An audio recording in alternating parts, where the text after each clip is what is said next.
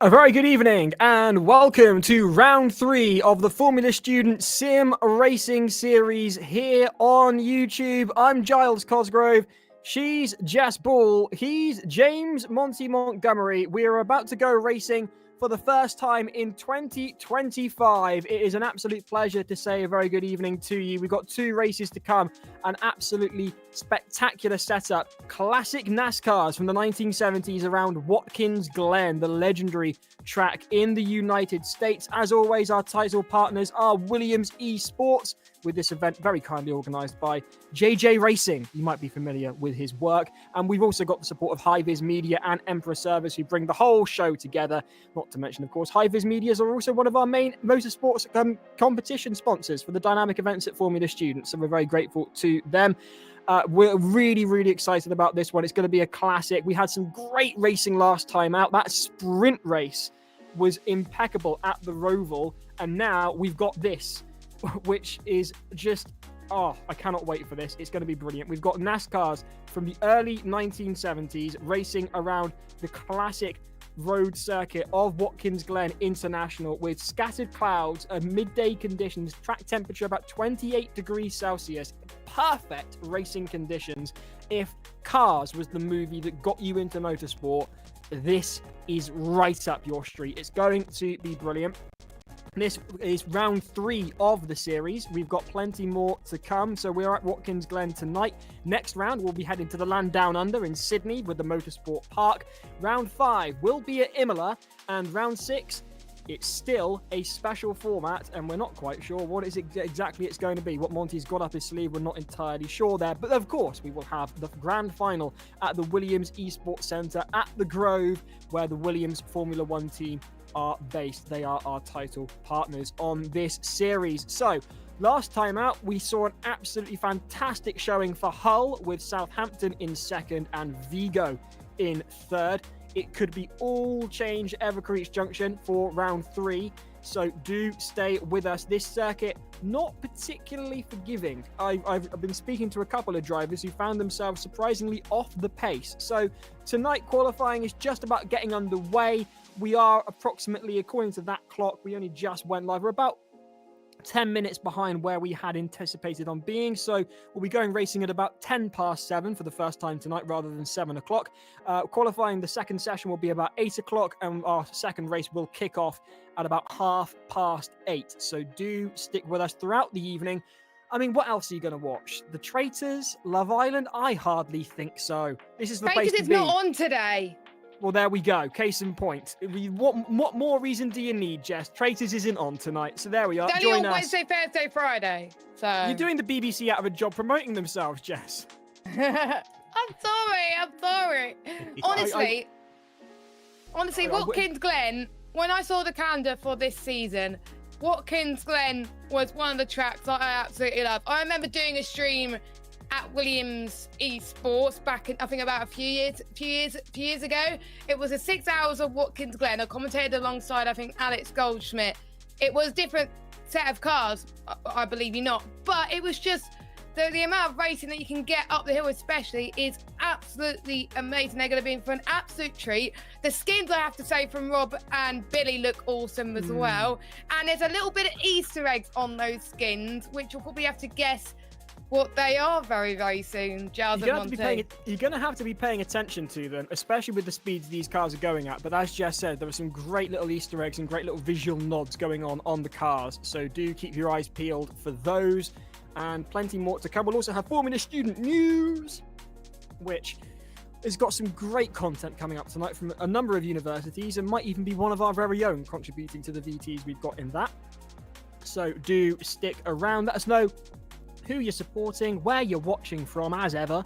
So do let us know. Queeb on Keys has been getting very active in the chat, and I'll be honest with you, I can't really keep up. But De Montfort University has said, hello everyone, great to see you, De Montfort. SM9406 says, A up Giles, A up yourself, SM9406.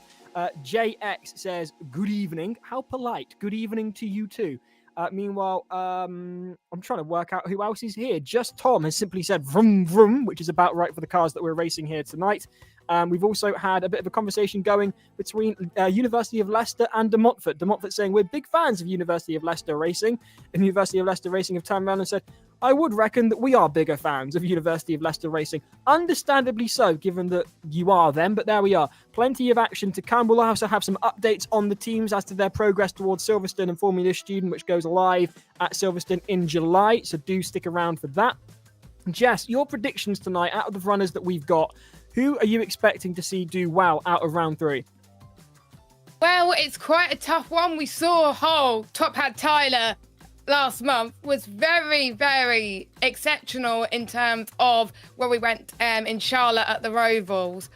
But I think Southampton have definitely got a shot, I think, of winning tonight. Of course, we will need to double check about the Jokers tonight and, of course, the one-driver entry. I do remember Exeter climbed their way up massively from a one-driver entry. I believe they're not a one-driver entry tonight, so they got more of a chance of scoring some decent points no matter what server they're on.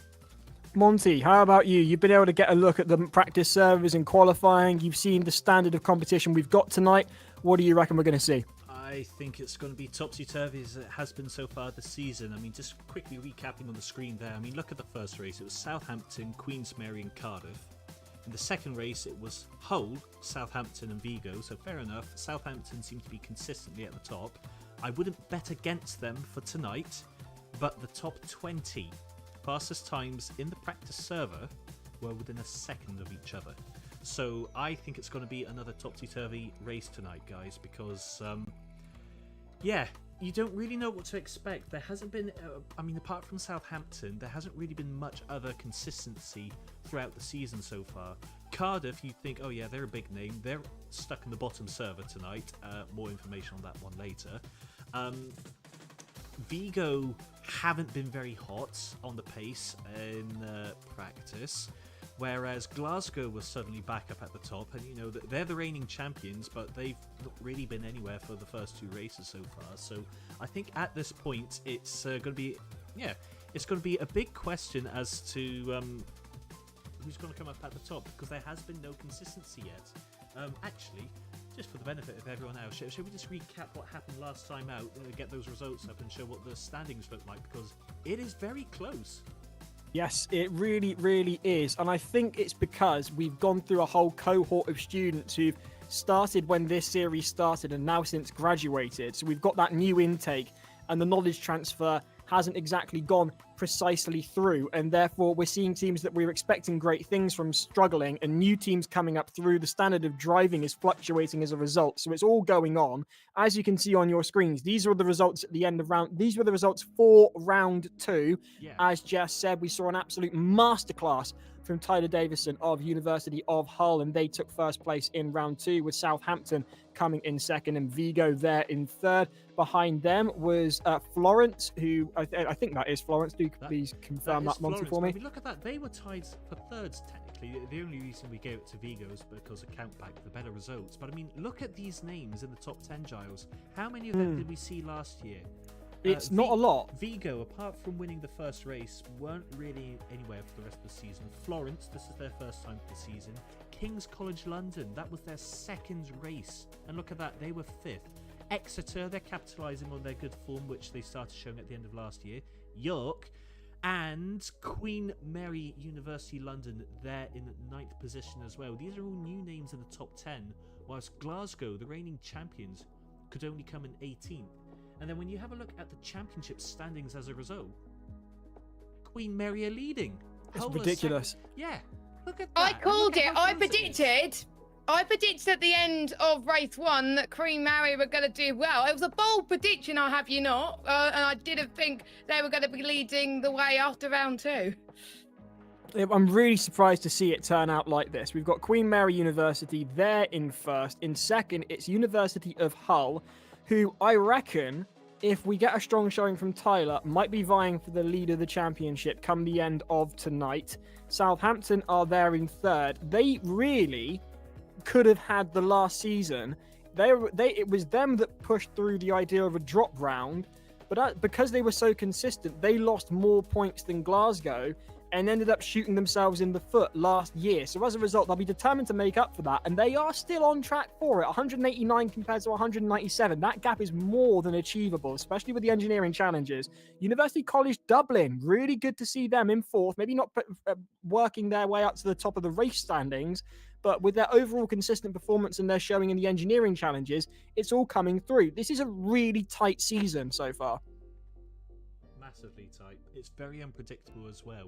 And I think some of the big questions at the moment are, can Glasgow get back in the mix? Because, yeah, we know they're the reigning champions, but it's a brand new team this year. As you said earlier, Giles, it's a lot of the previous members, they've graduated now. So Glasgow by name, but not by nature.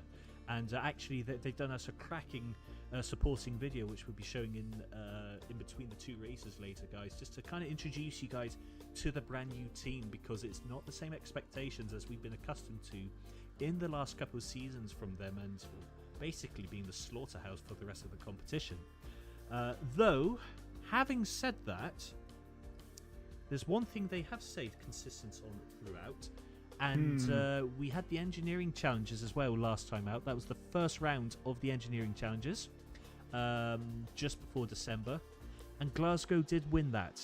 So even though the driving may have not come quite up to pace just yet, they're still bossing the engineering challenges. They're still getting 50 bonus points for that. And that means I think that's now 10 of these challenges in a row they have won. No other university has won these challenges since. Does someone else fancy trying to win an engineering challenge, please? Just for a bit of variance in the results. It would just be nice to see some other team. Yeah. I must say, absolutely. What you've been saying there, Monty, in the sense that maybe the driving isn't quite there, but the engineering still is, does line up with a comment that we've had on the stream from someone referring to themselves as Past Craft, who has said the knowledge transfer for University of Glasgow Racing went well. We just are worse drivers. So if that is to be taken at its face value, and that is a member of the University of Glasgow team, by their own admission, it's their driving that's the problem, as opposed to the knowledge transfer and their engineering. So, I mean, and that does come across in the results. Definitely. The engineering knowledge is still there. The standards that they're submitting in these engineering challenges are fantastic as well. We will be doing some supporting features in the next couple of rounds with regards to what these engineering challenges entail. Basically, it's data analysis, so there will be more information on that. Also, just realised a few people are saying that my volume is quite quiet. That's because I was turning it the wrong way. I was turning it down rather than up. Hopefully, you guys can hear me now. But yes, we can hear. No, that's all right then. But yes, no. So definitely good to see that Glasgow is still topping the engineering challenges. But fingers crossed. Hopefully, we get to see them at the sharp end of the field again, joining in with these battles. Yeah, it'd be really nice to see.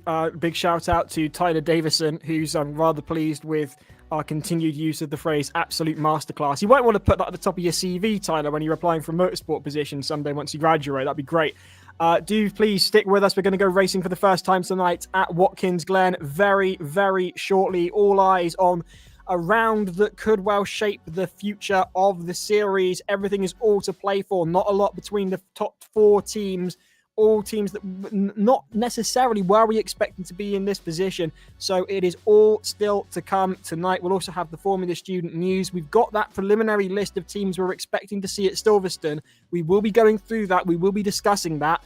You might be getting a shout out. We might be doing some predictions as to what we're expecting to see come the end of that weekend at Silverstone. So all happening in the next few hours. Don't go anywhere. Please don't go and watch Love Island. Honestly, keep your brain cells in your head. Don't lose them. Anyway, in a few moments, we'll be taking a look at the server as qualifying and practice is underway.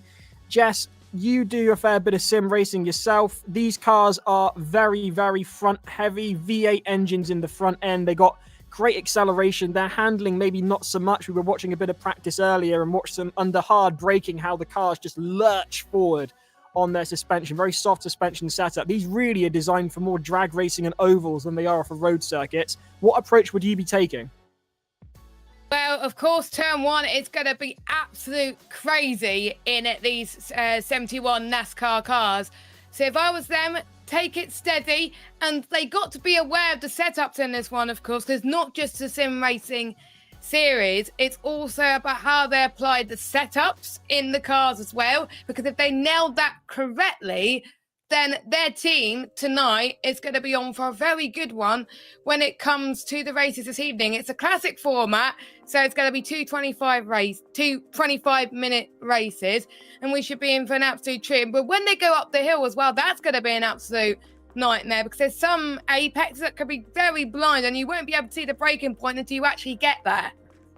No, absolutely. And these teams have had some time on the practice servers, some more than others, I should also add. We've got a number of different cars, bear in mind, and they don't necessarily want to turn. This is American automotive engineering, after all. It's a surprise that there's a circuit in America with left and right-hand turns, as far as I'm concerned. That's why we had to bring European drivers over, so they're capable of handling it.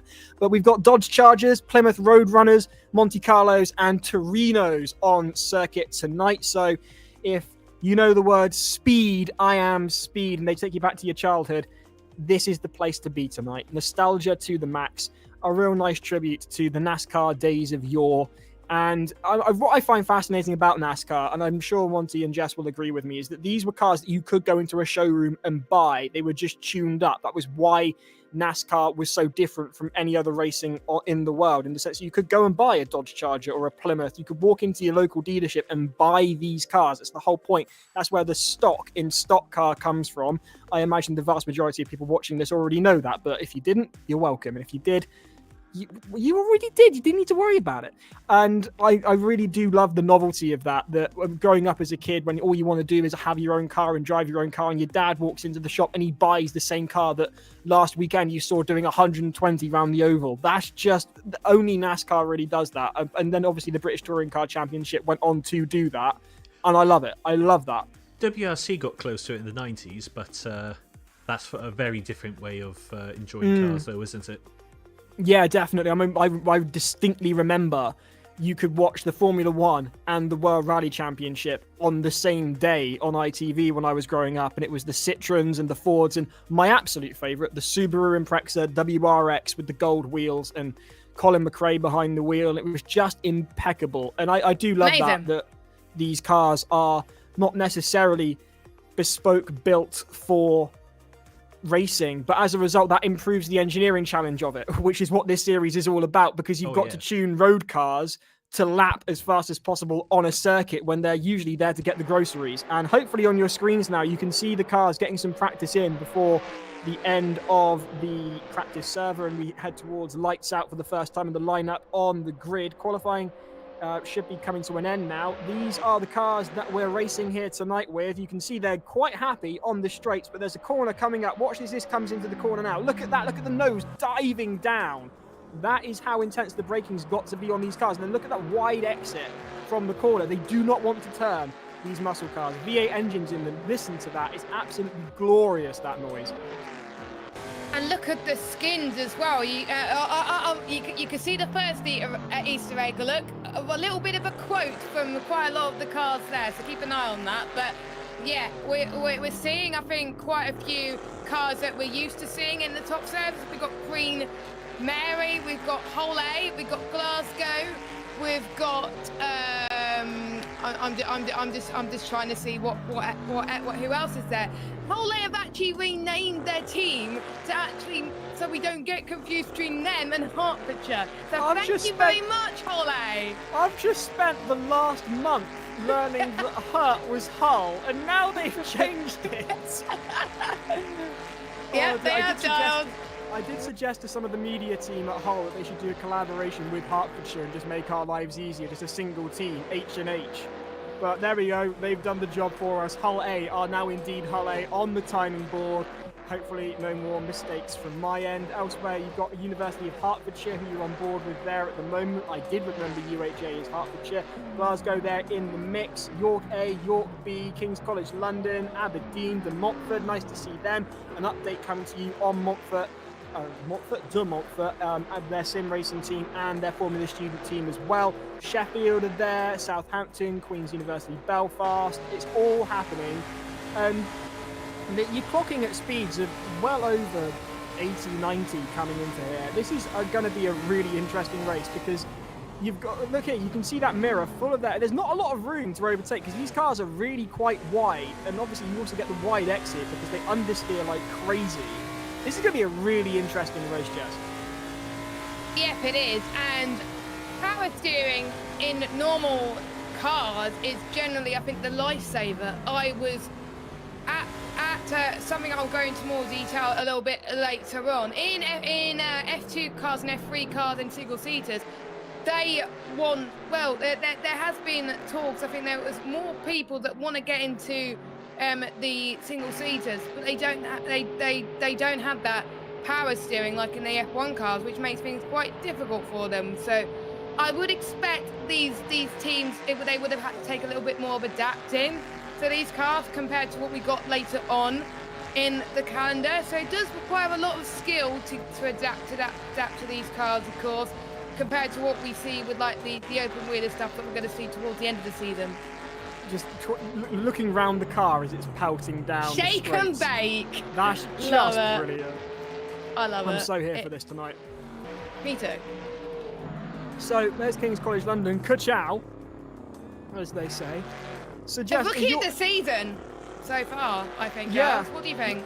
I honestly, I think it could go anywhere. I think this season could go anywhere. I've got my own opinion on who I think might win it, and it just so happens that they're the team that I'd like to see win it, given that they've got a cult surrounding them. They've got a fair bit of performance coming out the last few rounds, but as we've established over the past few years, Jess, you and I with our predictions, we tend to end up cursing the teams. So I'm just going to withhold from that.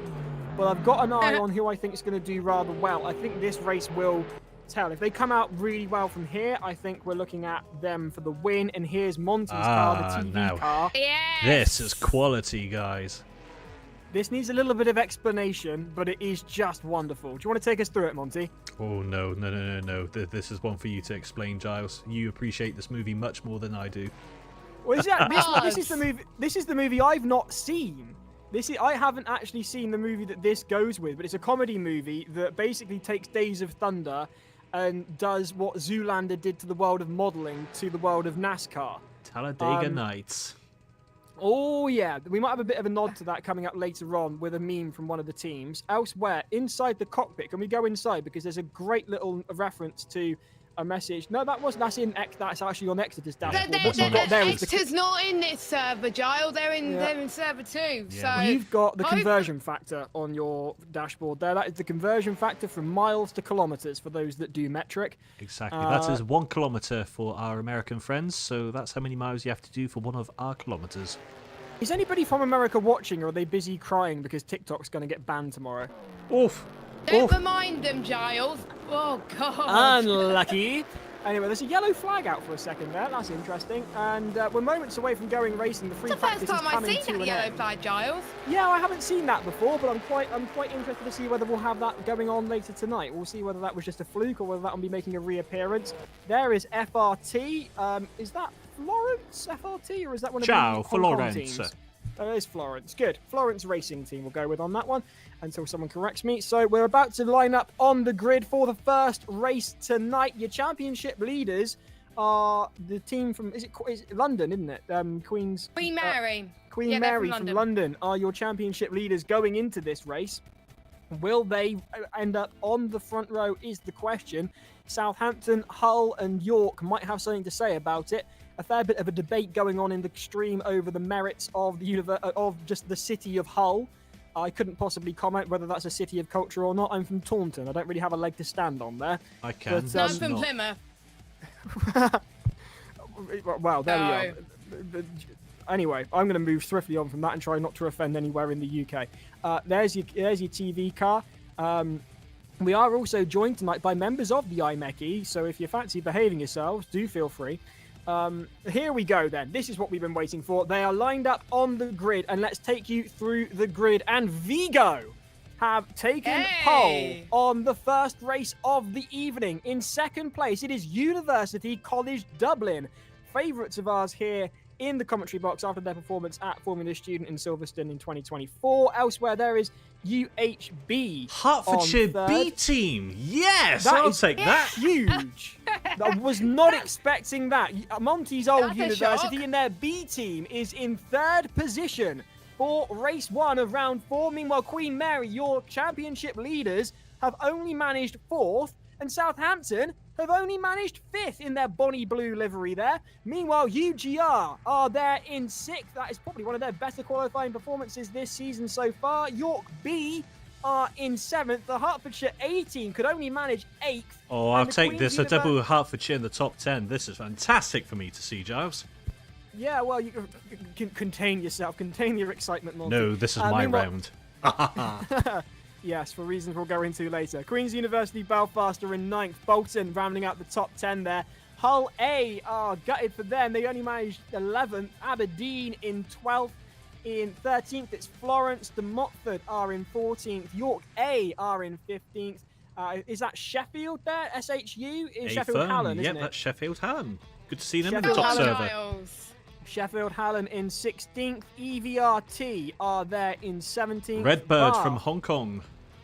Bath Oh, are they're in in the top server.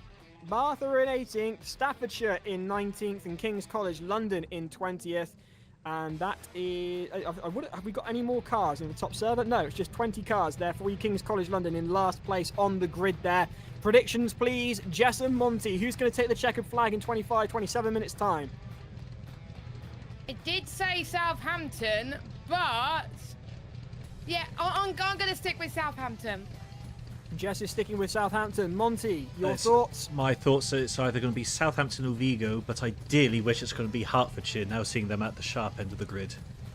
Would be good to see for you, I'm sure. I'm not entirely sure which way this is going to go. I'll tell you after we go through for the first corner, I reckon. I think it could be quite an interesting turn 1 tonight, especially with the way these cars corner, or don't, for lack of a better word. And Vigo have topped the standings in qualifying yet again. This was the team that got us incredibly excited in round I love 2, this and they are now shot. at the front for round 3. As Jess is saying there, a fantastic helicopter shot of the grid here at Watkins Glen. Round 4 of the Formula Student Sim Racing Series 2024-2025. It is going to be all systems go. Our title partners are Williams eSports with help from JJRacing and, of course, Emperor Servers and HighViz Media bringing this event to you on YouTube. Who are you supporting? Where are you watching from? We would love to know. We're moments away from going racing, 30 seconds or so to come. Get your comments in before lights out, please. We would love to hear from you. At the moment on the stream, Tyler Davidson is pressed, according to Call of Jules, who's just not really a fan of Hull by the sounds of things, but clearly the competition hotting up in the comments. Let's put pedal to the metal. Let's put your mouth where it counts on track. As 25 minutes are on the board. Here come the lights. Here come the revs at Watkins Glen. From the 1970s, it's your classic NASCARs for race 1 of round 4 of the Formula Student Sim Racing Series. The lights go up, 6 lights on your screen. Here come the revs, and boogity, boogity, boogity, we are racing at Watkins Glen, and that is an unbelievable start from 3rd for UHB. Hertfordshire B team vying with Vigo and University College Dublin into turn 1, and that's gone so badly. The understeer immediately playing havoc with the field, and University of Hertfordshire had a great start, but they are now down into 4th. And Queen Mary, your championship leaders, are currently leading Vigo, who have got a bonnet bumper full of Southampton into turn 2. This is an absolutely monumental start for the team from London. They are your championship leaders. They are going to want to hold on to it, and they are doing so well out of the gate. This is exciting stuff, to say the least. It is as well. Again, towards the line stuff, we're seeing Southampton running wide a little bit. They've got to be careful about the track limits tonight. They have been warned, drivers, about that. We're heading now towards the back straight and through the inner loop very, very soon as well. And this is it's incredible stuff from Queen Mary. They're already in the lead, and Vigo is chasing down Birmingham in 3rd place, College Dublin in 4th. Glasgow. This is a much better race for them so far, Giles. This is what we want to see. Glasgow will be P5. determined to hold on to that. They know that there's expectation on them, a whole new team of drivers, and they will be determined to begin to catch up with their precedent and what's expected of them. Locking up into the corner are a lot of teams here, rolling through the corners. These cars really not designed for the twisty road courses that we've got here for them at Watkins Glen. These do prefer your quarter-mile straight drag races.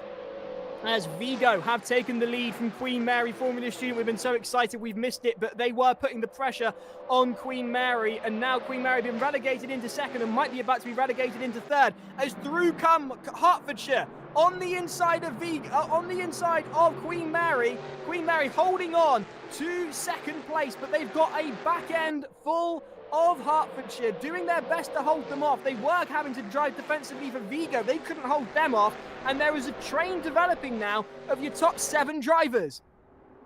This is absolutely insane. Probably one of the most closest starts we have seen in the Formula Student Sim Racing Series. Of course, we've seen it in Charlotte as well, but race 1 always brings out the excitement in these type of American circuits, and you can see, I think, one of the cars trying to get a bit of slipstream from the other cars. I think that's what we're going to see more often in Watkins Glen, in particular the start-finish straight. Still more side-by-side action happening in the mid-pack. We've got King's College London trying to sneak their way through, and we've got Bath as well. A little bit of a tap. Oh, that was a bit more, but understeer there from Bath. It just goes to show about the lack of power steering there, Giles. It doesn't take a lot to unsettle these cars. They really do roll through the corners, and the understeer was evidenced immediately by Hull, who had a fantastic start off the line, but then really struggled into turn 1. They're not struggling now. Hull B trying to outbrake Queen Mary round the outside. That's a really fantastic effort from Hertfordshire as they go through on Queen Mary round the outside to take second place, bumping and swapping body paint as they go. But that is Hertfordshire B up into second place. Hertfordshire B, they're definitely the dark horses of this array. We weren't expecting them to get through, but we always like the underdogs, Giles, and there's some tracks where some universities suit more than others, and there's some where they struggle a little bit more than others. But College Dublin is not going to get out of the fight in towards the first corner. A bit of a lock-up from one of the cars up front. Here, College Dublin goes around the outside of the number 9, the Queen Mary, but they go off the track once more. That's going to allow Glasgow to catch up too. They want to take advantage. Riding on board with College Dublin now.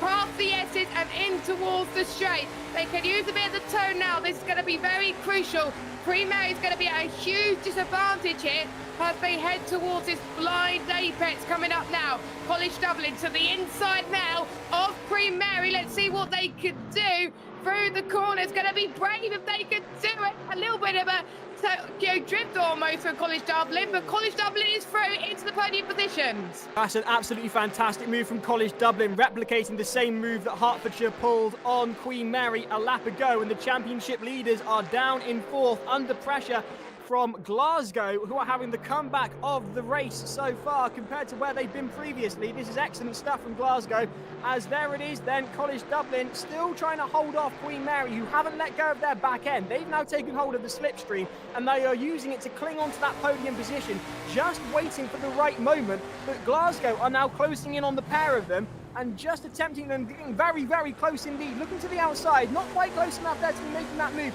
A lot of the teams going wide on turn 1. They're carrying a lot of speed off of the start-finish straight, and they can't lose all of it, so they're therefore going wide into turn 1.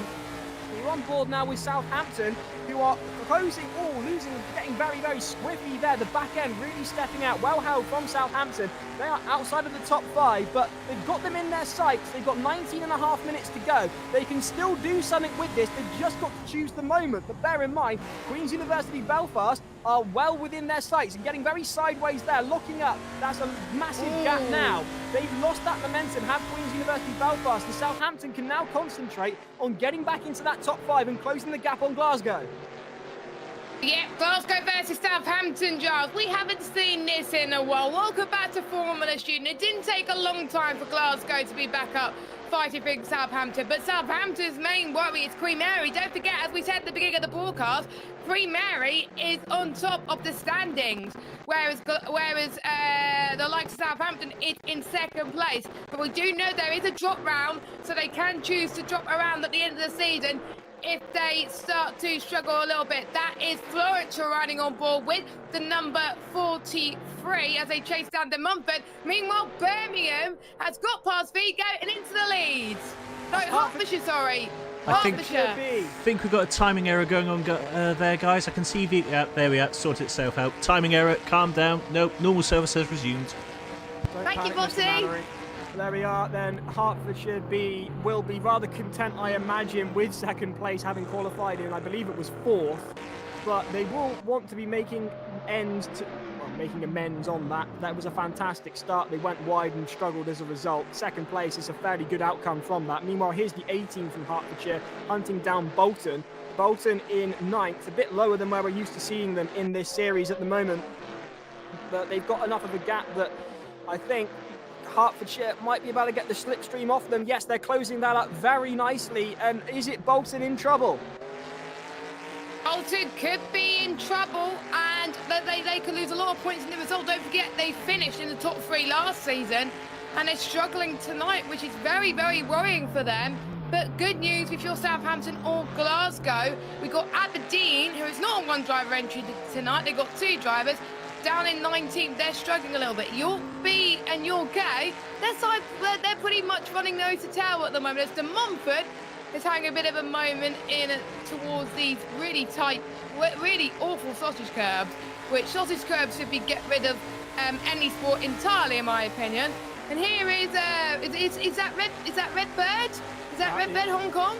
Yeah, that is the Redbird Hong Kong there, closing down on Florence and De Montfort as Florence and De Montfort go side to side, trying to take each other into this corner here. It's a fantastic angle that you're seeing from the bonnet of Hong Kong, and that is FRT going through on De Montfort as De Montfort go wide, and Hong Kong are going to take advantage of that as well, and Redbird go through on Florence. Florence not having the same race they had last time out. No, they are not having the race of dreams like we saw in Charlotte. Of course, very different characteristics of circuit. Not much for an oval compared to what we saw in Charlotte. So they're having to use a bit more technical parts of the setup in order to get through some of the corners, of course. You can see the likes of Florence trying to get a bit of slipstream from Redbird in towards turn 1 to no avail currently right now. Currently, Vigo is on another level, 3.8 seconds to pole B. College Dublin in 3rd. We've got Hertfordshire in 10th place. They are going to go after Bolton. Great to see, Monty, both Hertfordshire teams in the top server, and Hertfordshire B beating the 18. I'm just over the moon to see both of them in the top 10. This is fantastic to see from an alumni's point of view. I must say, I wonder how long Bolton can hold off Hertfordshire's A team when they keep locking up like that. There's 10 minutes of racing gone, 15 minutes to go. And at some point, these teams are going to have to start thinking about tyre strategy. And did they touch there? I think they may well have done. Was that Queen's Mary up against UCD? The sausage curves unsettling the cars on the apex there, not helping with what are particularly unstable cars as it is anyway. Queen Mary closing in on University College Dublin. Onto the start-finish straight they go. Looking to the inside are Queen Mary on UCD. Queen Mary will be determined to get back up onto the podium. They've got to get as many points as they can to hold off their competitors in the overall standings. There's a fairly decent gap going on here, the sort of gap that you want when you're overtaking. They could do it being a few feet closer to get that real slipstream working. Here comes that blind apex now, and University College Dublin are slaloming all over the track to try and lose University College Dublin. No, sorry, hang on, there's a Queen Mary. There's a timing issue there. There we go, that's fixed it. Yeah, there is a timing issue again. Hopefully it will sort itself out. Queen Mary is riding on board now with College Dublin for the podium. There we go. Thank you. Queen Mary, they're trying to get past UCD. UCD squirming all over the track like a worm, trying to loosen the car's grip on their back end. Meanwhile, something similar is occurring here as UGR have got a rear view full of Bonnie blue. It's the Southampton team coming up on them in that wonderful blue there. Bonnie being the word for cute and good in Scottish. Any other implications is just your mind, I promise you. Southampton chasing down Glasgow then, trying to get back on this is a partnership that we've seen over the years, time and time again in the sim racing team, and it's great to see it back now. It only took 3 rounds with a new team for each of them before we got here, and that's a very well held from Southampton, whose end kicks back out on them through turn 1. That turn 1 is a real nasty sort of corner, and this is really exciting racing because you can clearly see the cars are wanting to go sideways, and they're just holding it, are both teams, on the limit of the grip of these cars. This is excellent stuff. Are Southampton going to make a move onto the blind apex, looking to the inside of this corner? Are Southampton on Glasgow? Who's going to outbreak one another? And Southampton just about holding it very sideways there. That looked to me like Glasgow may have had to take evasive action to avoid a collision, but they're getting very close to the rear end, and they could touch. This is unbelievable racing again for Southampton and Glasgow. Classic Formula Student Sim racing here at Watkins Glen as Glasgow look to the outside, getting very close. They're going to have to break. No, they touch, and they've just about managed to hold on to it without any drama, but there is paint swap between Southampton and Glasgow.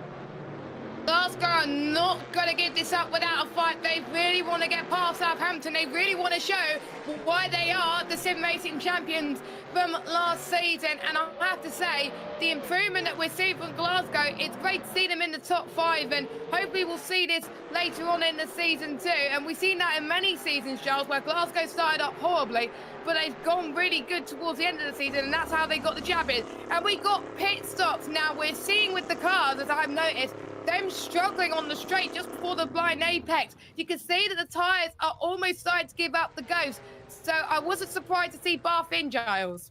Very surprised indeed. It's a bit, it's about midway through the race. It's pretty much half distance, so I can maybe see why they've gone for it, but they're reversing. Oh, they missed their pit bot. Oh, there they go. They reversed out of their pit box, did Bath. That's not going to spell very good results for them, as far as I can make out. That is Bath relegated to last place with 11.5 minutes of racing to go, or thereabouts. Bolton closing down on the Hertfordshire A team. Hertfordshire have got through on Bolton then, as we expected. Can Bolton come back with an answer to that? I'm not entirely sure. It looks to me like Hertfordshire A team are pulling away. Talking of pulling away, with 11 laps completed, onto their 12th, it's Vigo in the lead with a 4-second gap on Hertfordshire B team, really using all of the track, right on the track limits there. Remember, the track limit violations are now automated, and as Jess was saying earlier, the teams have been warned about those track limit violations, but it looks to me like Vigo have got this well in hand, and only a major disaster, potentially with a back marker, could unsettle them from the lead. I think this is Vigo's race with 11 minutes to go already, Jess.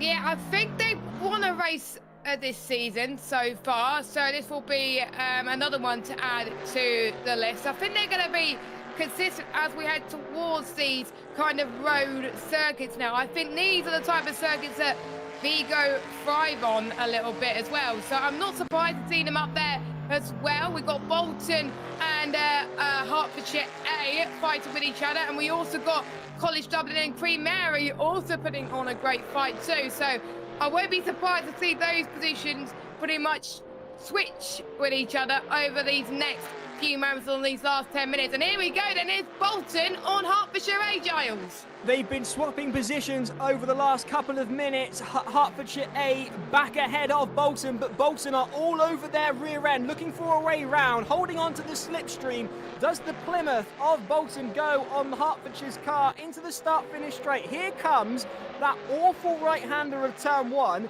Can Bolton get away round the inside? Not here. That gap is far too large. It is closing rapidly all of a sudden, though. And it looks to me like Bolton have outbraked Hertfordshire's A team, and they're going to try again. But Hertfordshire just pulling away with that straight line speed that Bolton just don't seem to be able to match. But Bolton do have it in the corners, closing up and able to break later. This is a really interesting match between these two teams, and they are swapping 9th and 10th throughout the race. They have been as well, and don't forget, the higher that you finish, the higher, the more charge you get of points. And oh, look at Glasgow and Southampton riding the curve there, using the toe of Southampton. This is going to be crucial, Giles. It is going to be crucial indeed. Glasgow trying to look to the inside. through the left-hander here, headed towards the start-finish straight. They don't have enough move to there, and they've just managed to hold on to a slight tank slapper on the side there. Behind them, Queen's University Belfast also holds onto a slide as they head towards the start-finish straight now, and this is going to be crucial. Can Glasgow get the foot down? Can they break later into turn 1? They're getting closer and closer now, looking to the inside. They're not going to make a move here, but they are really lining themselves up to do so, and Queen's University Belfast are in the pits. Here they come then, trying to get the undercut, and the question is, will any of those universities be brave enough to just stick it out until the end of the race? 9 times out of 10 it doesn't work. We saw that with Southampton in Kyalami last season. We saw that with Oxford last season in Hungary. So they just got to think on their feet a little bit in terms of strategy. Strategy's going to be the key thing as well. Is Glasgow going to go for a late lunch? I don't think so. I think they're saving their tyres a little bit as Glasgow almost goes off, but yeah, it goes wide and had to correct the steering a little bit there, Giles. Yeah, they've lost that. They were just on the edge a bit too much. As here comes University College Dublin with Queen Mary, Formula student behind them. Ahead of them, it is the B team from Hertfordshire. I would be more concerned about Queen Mary than Hertfordshire if I was University College Dublin at this point, as they go through the start-finish straight. And it looks to me like Queen Mary could make a go of it this lap if they want to get onto the podium. They've just got to be brave through the corners.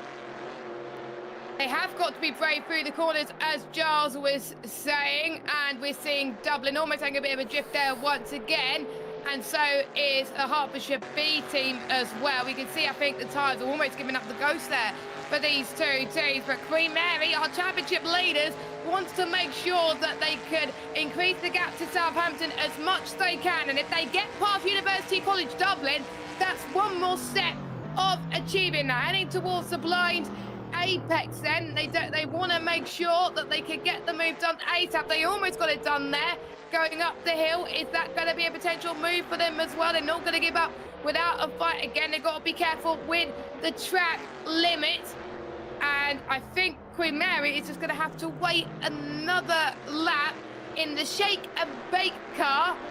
Oh, I love these skins that Rob and Billy put together. This is incredible.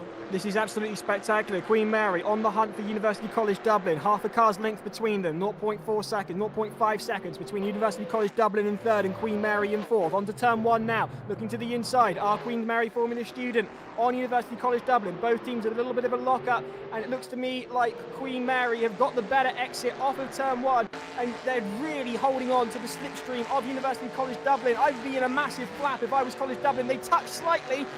They've just managed to hold on to it, going slightly sideways through the S's. Other teams onto the sausage apex is there, and this is really intense now. It looks to me like Queen Mary Formula student are going to make a move on University College Dublin, and they're going to go on the outside of the blind apex. Through they go here, side by side are the two teams Lock up. in the final podium position. It is indeed a lock-up for Queen Mary. Can they hold on to the outside? I don't think so. And University College Dublin holding on to third, just about. Looking to the inside of Queen Mary now. Side by side are the two teams, swapping bodywork, swapping paint. Through there's a left-hander to come, and it's Queen University... I got the teams... University College Dublin have got the inside line there, but Queen Mary are going to get it on the switchback, and Queen Mary are about to take third position, and Queen Mary onto the start-finish straight, a side-by-side with the University of College Dublin. They were in third momentarily, but College Dublin come through and take it back, and they close off Queen Mary with a fantastic bit of defensive driving. I have to say, majority of the racing that we're seeing from the top 10 right now it's just amazing. Majority of the time they're keeping it clean. We're seeing Queen Mary through. College Dublin went wide. Oh no! I think College Dublin want to have another chance here though. Oh, this is fantastic. I can't believe what I'm seeing here. This is unbelievable racing. Side by side, back to front, all the way through are Queen Mary Formula student and University College Dublin, who are going round the outside now. They've seen the move work for other teams. They're going to try and make it work themselves. But a sudden burst of speed from Queen Mary puts them ahead as they outbreak the team from Ireland. This is fantastic. Your championship leaders are holding on to that final podium position. They are at the moment the highest placed of your front runners in the championship overall. They will hold on to their championship lead here if they can maintain this position. But College Dublin are closing in on them rapidly with 4 minutes of racing to go. Headed towards the start-finish straight yet again. College Dublin looking to the inside, but they closed off by Queen Mary. Not enough room to make a move through there. Here comes the start-finish straight. Who's going to break first into turn 1? Flooring it down the straight are they now, as they look to go to the outside, do the Irish, but the inside line belongs to Queen Mary, and they are defending like mad, swapping body paint as bumper and fender collide there, and they get shaken off and go slightly wide on the exit of turn 1 into turn 2 now, holding on for dear life are University of College Dublin to the back end of Queen Mary, switching gears as they try and get the best advantage through the S's here. This is really tight, and both these teams are vying for the final podium position of this race. It makes a huge difference and will also affect the outcome of the championship. Giles, did you see how hard they were pushing Dublin? They were turning right to turn left onto that straight there. This is fantastic to watch. There's absolutely nothing in it. They're giving it everything.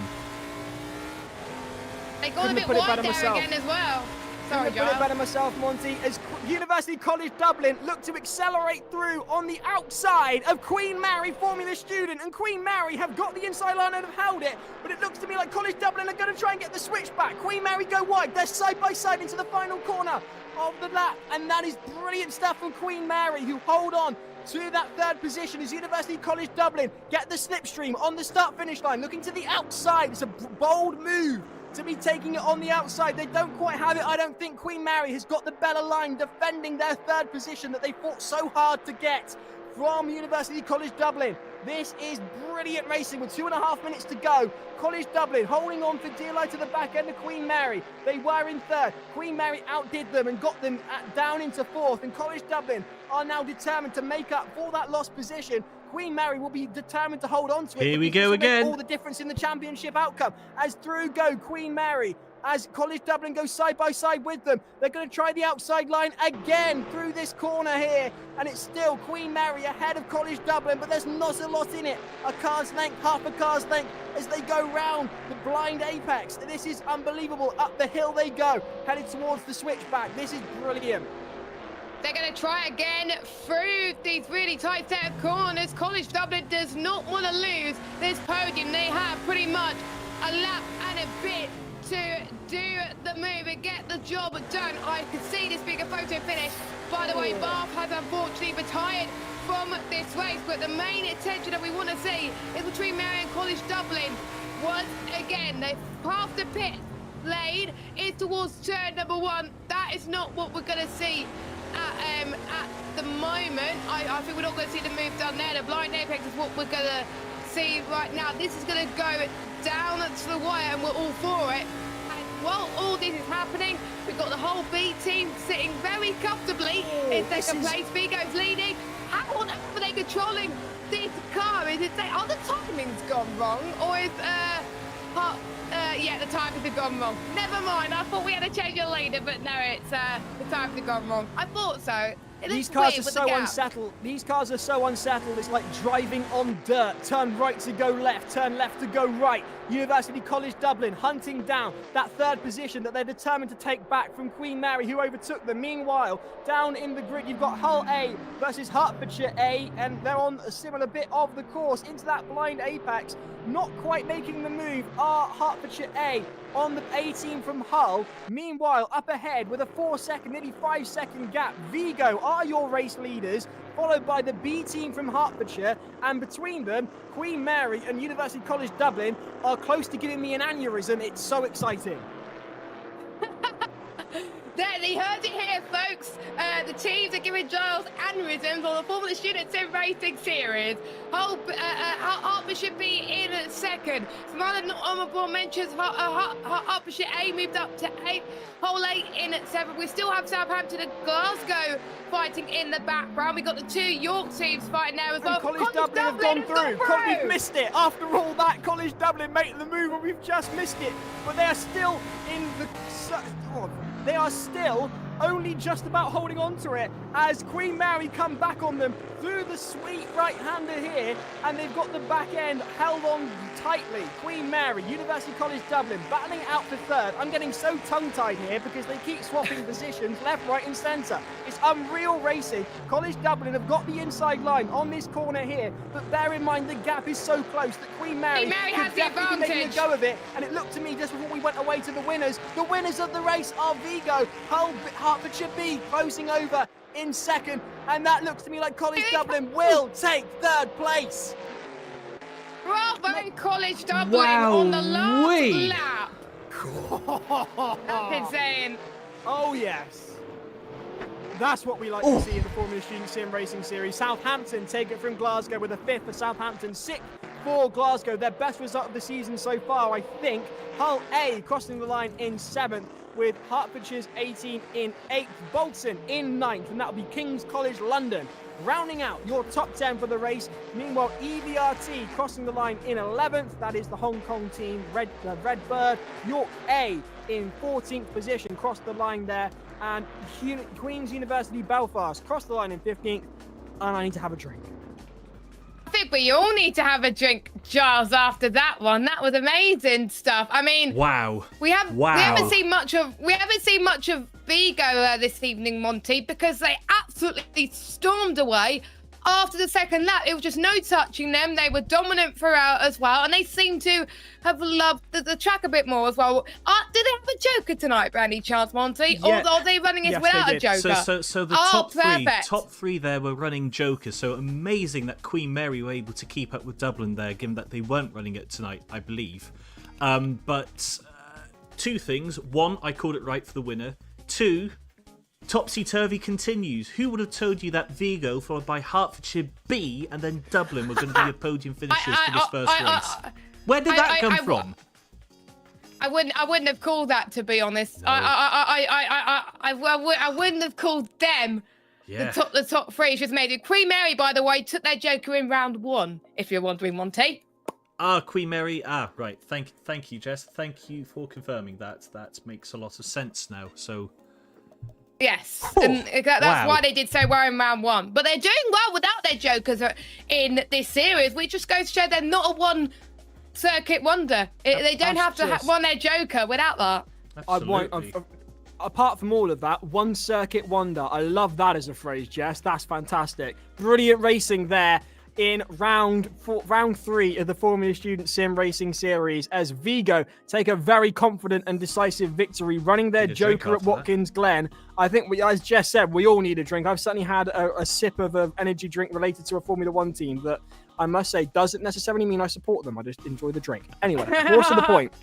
An absolutely fantastic result for Vigo. Great stuff there. A surprise entry into the top 3 for Hertfordshire, which makes Monty very happy indeed, making their joker really, really count. Coming in third, fought for so hard. Talk about the luck of the Irish. It wasn't even luck. It was just sheer determination. Driving left to go right, driving right to go left. My drive of that race goes to University College Dublin. And I must say, all due respect, as Monty's been saying, to Queen Mary, who didn't have the joker, but were right there with them. And that might well be why they're your championship leaders at the moment. Stop. No stop for the top 3 either. I must say, I do think that, hang on, when you say top 3, was it top 3 as the race finished or top 3 in the standings? Top 3 as the race finished. They had no stop. They managed to get their tyres and fuel to an operating window. That gives the people that are going to be racing in race 2 something to think about. Call of Jules, who seems to have a lot of opinions on a lot of things, has said anyone with a brain will do a no-stop. So clearly the no-stop strategy... As the top 3 are proven. The no-stop strategy could definitely work. Right now, it is time to do the first part of the Formula Student News for round 3, and we've been home and seen our families for Christmas and New Year. Monty, what did you get up to for Christmas and New Year? Ate so much food that I don't want to see turkey for another 12 months. What about you, Giles? Drank more in a month than I had all year, was probably the best way of putting that. Jess, what about you? I've been so busy the last few weeks. Has been mental. First of all, last Tuesday I celebrated my 30th birthday, and I know I I don't look 30. No. But I am 30. So my friends and family came round, and my brother came round as well and celebrated the day. And a few days after that, I travelled to Birmingham for the Autosport International show. I stayed there for about 4 or 5 nights and covered it for 4 days. I got media accreditation for the first time, which was really, really good. And I'm not going to talk much about it now because I do believe we have a special video that I made which explains what I got up to and a few interviews as well. Monty, roll VT. Hello and welcome to Autosport International, an international car show for all you motorsport lovers, engineering lovers. If you like Formula 1, British touring cars, Formula 4, the list goes on. There's so much to do and it's jam-packed full of action. The event kicked off with a trade-only Autosport engineering show on the 9th and 10th of January, where the best of motorsport technical firms displayed their latest innovations throughout the show. It showed cutting-edge technologies, and it allowed university students and industry professionals to network, get careers advice, and see what Autosport has to offer. The main highlight of the show this year, that it celebrated the 75th anniversary of the Formula 1 World Championship. It's a spectacular grid of F1 cars, showcasing the evolution of Grand Prix racing since the inaugural championship race at Silverstone in May 1950. Included cars such as the 1993 Williams from Alan Prost. It also included cars such as the 2023 Williams, the McLaren, the Haas from 2022, which had Ollie Behrman's 2025 livery, which you can tell with a Toyota sponsor in there as well. It had the teal and also had posters from a lovely artist called Paul Oz, and he spent a lot of detail making those posters. It was display not to be missed. One driver who has been a huge star of the show is 2025's F1 driver Ollie Behrman, who drives in the Haas car. We managed to get a glimpse of his interview at the Autosport stage with David Croft. Let's take a look at it now. How do you feel? This is going to be quite the year, isn't it? Yeah, I can't wait. This is quite surreal to see so many people. I really did not expect that. This is quite incredible, actually. It's. Well, you say that. Let's go back to that first race in Saudi. So you qualified on pole for the F2 race. It's already a really good weekend. And then Carlos, who's been feeling a bit icky for a couple of days, has to go and get his appendix removed. So where were you? What were you doing? And how did you feel when the call came through from Fred? Well, it's quite a funny story. I was at lunch.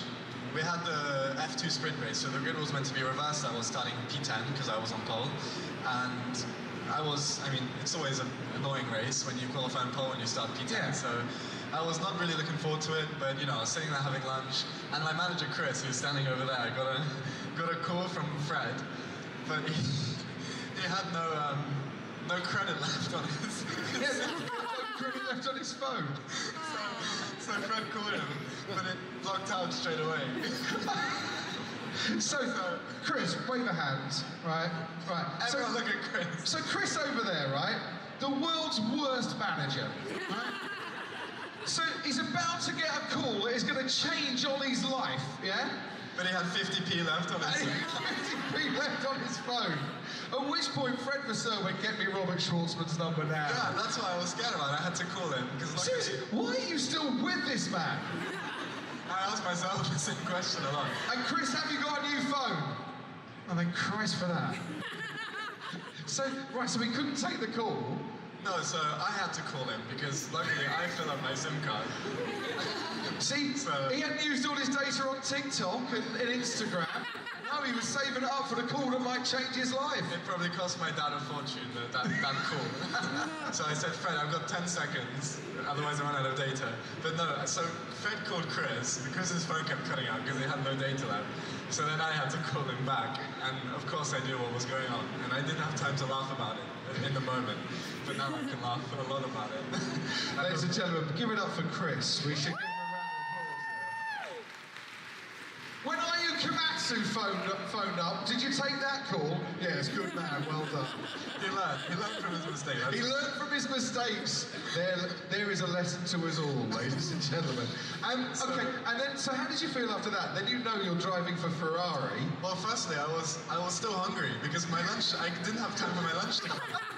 So, first of all, the phone didn't work, then the lunch didn't come in. It was a pretty busy morning, but I got the call from Fred, and of course I knew that Carlos was feeling sick. So the second I saw his name pop up, I knew what the call was about. And I told him, Fred, I'm 10 minutes away. I was actually more 30 minutes away, but I had to tell him before he changed his mind. I had to tell him I'm on the way. And then we made our way to the paddock as quickly as possible. And honestly, from there, I think I blinked and it was the checker flag. Really? Everything happened so fast. It was just a blur. During the weekend, I went to the Racing Prize stand and found out how they made motorsport more inclusive to their members. Take a look. So I'm joined by Kerry from Racing Pride. She's one of the Racing Pride ambassadors, and she also works for the Alpine Formula One team. Hello, welcome to Autosport. So can you tell us about Racing Pride and what do you do in it? So I'm a Racing Pride ambassador. I've been working with Racing Pride since probably the beginning of 2022, so a few years now. So I just basically help them to, we go to events and we talk to people about LGBTQ inclusion in motorsport and what we can do, and also what we're doing at Alpine as part of our D&I initiative and how we can improve the lives of the LGBT community in motorsport. Yeah, that's great. So there's a lot of F1 teams that Racing Pride supports as well. How is that important to encourage people in motorsport? I think it's great when you've got the F1 teams that are getting involved. I mean, ultimately, Racing Pride works with all levels of motorsport, but if you've got teams that are at the pinnacle of that, involved, it creates a real precedence and a real ambition that where we want to get to in motorsport for inclusion.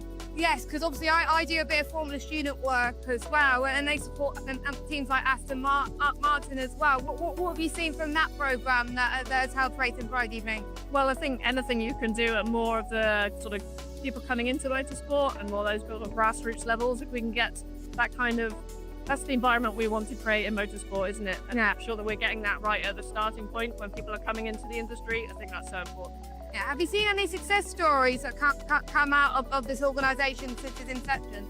I mean, yeah, there's absolutely loads. The fact we're here is great. Yeah.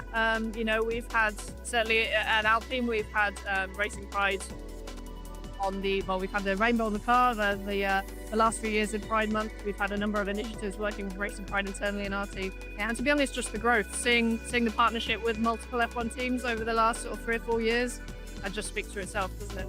Yeah, actually, they get to have a tour of the factory, don't they? How's it good for the members? Have the members enjoyed it? Oh, they had a great time. We had a members' day last year where we brought 15 or 20 people or so on site. We gave them a tour. We had a little bit of a go on the sim. We had Abby pulling in for the day, so she was chatting to a number of the members, and it was great just to give them an insight into actually what goes on the day-to-day of building an F1 car, which I think was hopefully for them a great day out. You mentioned Abby Pulling, who's a big success story, F1 Academy champion 2024 as well. How proud of you of Abby Pulling's success over the last couple of years? I mean, she's a legend, isn't she? Ultimately, I think what she's doing, she's proper trailblazing. I think her talent speaks for itself, and I'm so excited to see what she does next. She's just a legendary human being. It's great to have her around the factory, and she's really great to talk to. And I think she's a great spokesperson for the sport. Yeah, I've seen her in British F4 as well. Won her first ever race in British F4, one of the first females to do it in so long, and it just shows that they can also race alongside men as well as women in F1 Academy. Exactly, and I think that's going to be the next step for her, which is absolutely where she should be. And I think seeing her go from strength to strength, seeing her future success, I'm quite excited to be following her. Yeah, because she's going to be racing in DB3 as obviously the F1 Academy prize from this year as well. How do you think she's going to do? Oh, she'll rock it. It's always going to take time to get into new series and get used to those things. But she's got a lot of experience now behind her. She's been working really well. She's got Alice supporting her as well, and I think the backing that she has, the support network that she has, I think she's gonna do super. Yeah. I think the next stage really is getting more LGBTQ plus people into motorsport and that ambassadorship, not just for racing, but lots of other different roles in the industry as well. Yeah. We've seen loads of women, but I would like to see more trans people getting into it as well. Is that something that you want to envisage? Well, ultimately, we've got to make the teams, appealing to everybody, right? We want the best people in our industry, wherever they come from, whatever their backgrounds, whoever they are, however they identify. And it's important that we put the time and effort into making sure our team and our sport as a whole is an appropriate place for everyone to come, and they want to come here, and that's the only way we'll get forward. That's great, and obviously Racing Pride is a really good organisation. If they want to sign up, how do they do that? So you can become a Racing Pride member. We've got some information here, and you can be part of some of the initiatives that we've got going on throughout the year. Things like I mentioned, we did a Members Day tour at our factory, and there's a number of other things going on as well. So yeah, come and chat to us. You can pick up a leaflet. We've got a QR code at the back here, and you can join out. £25 a year, but it says over there. Okay. We can check it. Yeah. Thank you very much for your time on the interview. And if you want to check Racing Pride out, go on their website, and it's some great initiatives there done by that organisation. So that is it then for Autosport International. We just had a fantastic live action arena, which had lots of stock cars, NASCAR, Whisker, the list goes on. Make sure you join us for some more action on my channel and loads more action to come. Thank you very much. Goodbye. What a fantastic experience I had at the Autosport show. Big thank you to Autosport for inviting me down there as media. It was a laugh, and you can find out a little bit more on my socials about what I got up to a little bit more, including the sim racing and the Williams eSports stand. It was very good. But enough chit chat about Autosport. We got to talk about the first race. And guess who we have with us? We have the winner from race 1 from the University of Vigo, and he also won last time out at Charlotte. So welcome in our first repeat winner of the season. Massive congratulations. How do you feel?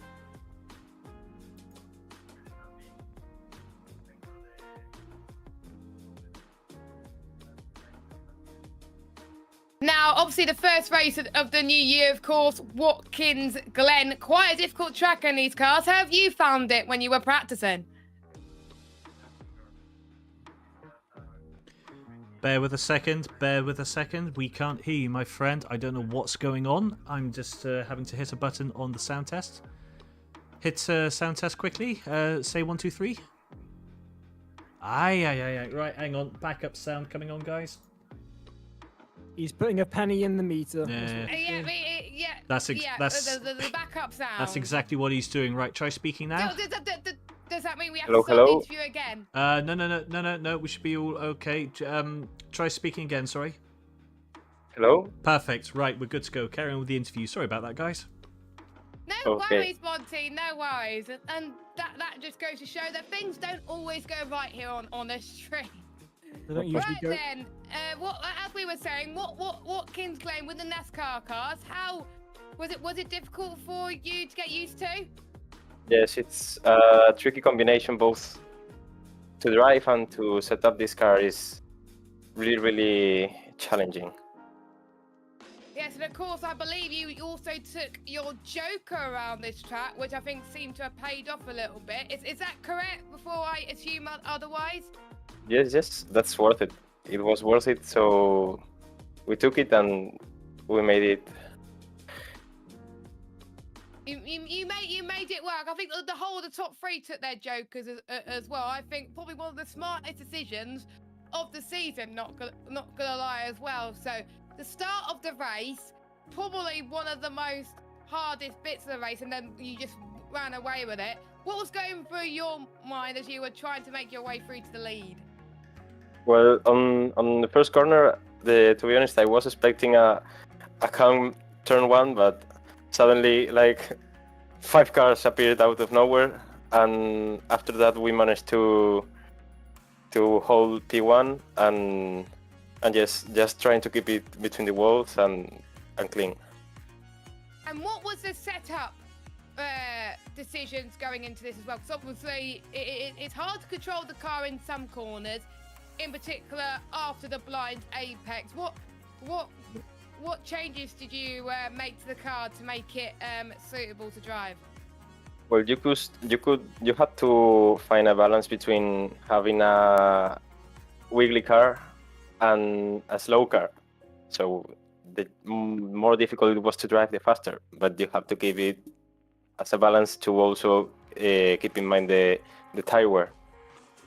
Yes, and stops there as well. What was this? Was this or in the works, doing a no-stop race after you saw quite a few people in the back pitting, or were you always planning to not stop today? And how difficult were the tyres towards the end? Yes, the strategy was to not stop. We had the tank just for the race, and the tires were really, really tough towards the last, like, 5-7 laps, suddenly the grip had gone, and yes, we had like 1 or 2 laps where the car was dancing around until I got the grip of it, and then just going a bit slower, it was fine. And of course, all of your team has been working on your FS car. We always like to ask if you know what's going on. How's it going ahead of Silverstone in July? Well, I don't know if we are going to Silverstone. That's something we'll have to know later on. But as a member of the aerodynamics department, I can say that we have really big progress, and we hope this is a great car, as this is our 10th anniversary. Ooh, 10th anniversary of you competing. That is great stuff. Massive congratulations. Giles, Monty, any questions? I just want to say congratulations, because these cars are not easy in the slightest, and you made it look like you were putting a knife through butter. So a huge congratulations there. I can imagine a lot of practice was involved. What was the decision behind taking the Joker this round? Well, to be honest, it was like we had 2 options. Either try all the different combinations of the season and choose where to use the Joker, or see where we were fast and use the Joker. We took the second one. It's the easy way. It's an understandable decision. It's clearly paid dividends. It was a nearly 5-second gap between yourselves and the second place It's team. insane. Absolutely. It was insane to watch there. Monty. I think it's worth adding as well that the guy in second was also on a Joker as well, so yeah, we can say the Joker helped them to win, but there was some sublime pace in there again, which, I have to say congratulations for being our first repeat win of the season. We can't forget that spectacular last lap pass for the win in the MX-5s last time out either, so that really went well. But it was a lot easier this time around because you had no one to fight. It was just your own at the front. That must have been even more difficult to try and keep your car on the road. I don't know, listening to what he was saying there, it sounds like he was fighting his own mind there in the last few laps just to make sure he didn't spin the thing off. Was it really, to us, it looked really easy outside. Was it easy? It was easy for the first 2 or 3 laps. After that, the tires just, as I said, they disappeared and the grip was gone. So keeping it between the walls wasn't that easy. Fair enough. Yeah. I can believe that. Very nicely managed. Well done. Very nicely. Well done. Massive congratulations to you. Of course, you got race 2. Who have you got in the car for race 2? My teammate Gabriel.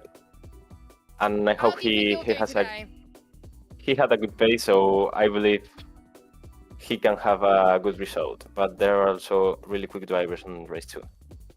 There we go then. You heard it here first. Thank you so much for joining us. Enjoy the rest of your evening. Our race 1 winner, everybody, from the University of Vigo. Bye-bye. Thank you. That's fantastic stuff.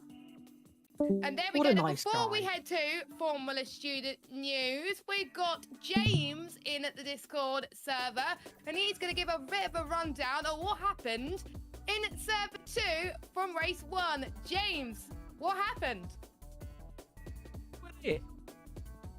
We raced, you hot dogs! Oh, there he is. Hello. Yes. There we are. Here. Sorry about that. We had a bit of a time of it. Who was going to come third in server 1, and we never got time to talk to you. I was listening in, and yes. Oh, I saw hey! This looks like it was a good. This looks like you had a good race, James. I'm seeing some familiar names at the top there. Tell us what was going on. Well, Cardiff started at the back, and made their way to the front. Very well done to them. Took advantage. They did not take a pit stop. Exeter dominated for a lot of the race, but pitted with about 5 minutes to go. So lost the position. Lost the position to Cardiff, and obviously, unfortunately, couldn't make it up. University of Leicester doing quite well, I have to say. Very well done to them. But carnage, craziness. It was brilliant. At one point, there was a 7-way battle for second place. Ooh. It was beautiful. Quite the rivalry developed between Glasgow Caledonian and Strathclyde as well. The Scottish team is really fighting it out. Where did Strathclyde finish? They were 6th this time. They weren't last. Oh, right. That was very good as well. That's really great to see. I'm trying to see if we had any jokers in Server 2. I believe we did. 1 second. I'll get the master up. While she gets the list, I'm looking, Monty, at the ones who gained. We've had Surrey. I mean, it's got to be Cardiff. Cardiff have to be the biggest gainers from last to first. That has to make them automatically the best gainer. That was one of the biggest surprises that I've seen in Server 1. That Cardiff did not qualify, but that was because the only driver that was available. Wow. There's a bit of a story behind that, in all and honesty. he only had a few days' notice. There is a bit of a story behind that one, Jess. We will talk about that during the FS News because yes, indeed. Until 2 hours ago. Newsworthy. Yes, until 2 hours ago, Cardiff weren't in the entry list. So we will explain how come they have, by some sheer miracle, managed to make it into tonight's race. I had nothing to do with it. I'd like to point out. I'd like to make it abundantly clear before I get calls of bias. He doesn't do much. I would like, no jokers in Server 2 from what I can see. Glasgow B down 10. They must have had a horrific race. They didn't have the best of luck. Came off worse on turn 1 and then spun quite late on, coming off of the last turn as well. So not the best start from them. A couple of issues from drivers up and down the grid, but well done to Cardiff. I think I think this is the last to first victory in the series this season. So I would like to see the highlights for that, and we can cover it next time in the first half of the stream. That'll be pretty amazing. Hopefully we could use more of you in the next stage, James. We were going to use you, but we were just so hooked on College Dublin and Queen Mary's battle. But yeah, thanks for the nice coverage of Server 2, and hopefully Server 2 brings in even more crazy action in race 2. Well, when you strap 7.5 litre V8s in coffins, you tend to get good racing. That's about right. They've got the steering capability of coffins by the looks of things. James, thank you ever so much. And Cardiff got a win somewhere. I must say, Monty, you now know what it feels like to have your home university do rather well, and all of a sudden I look less annoying, and I will take that. Yeah, but by default, because this is a one-off for Hertfordshire, whereas Cardiff seems to be always at the top end every race, by default you will sound more annoying because they get to hear your voice more often. So as this is a maybe once in a season opportunity for me to get to celebrate Hertfordshire, not only having like one car in the top 10, which normally has been a miracle to this point, but to have both in the top 10 and one on the podium. Insane. He's brilliant. He's happy. And it's our favourite bit up next. We will get on to the story of Cardiff and being in and out of this round like a fiddler's elbow. I promise you it is relevant. We've got so much to cover. It is time to do round 3's Formula Student News. Monty, roll VT. Hi there, my name is Rory Ireland and I'm team principal of JJRacing, and today I'd like to just give you an introduction to the team. We have about 140 members, and this is broken down into our 4 branches, which is EV, driverless, concept and operations, and today I'd like to tell you a lot about our sim team, which we're really proud of.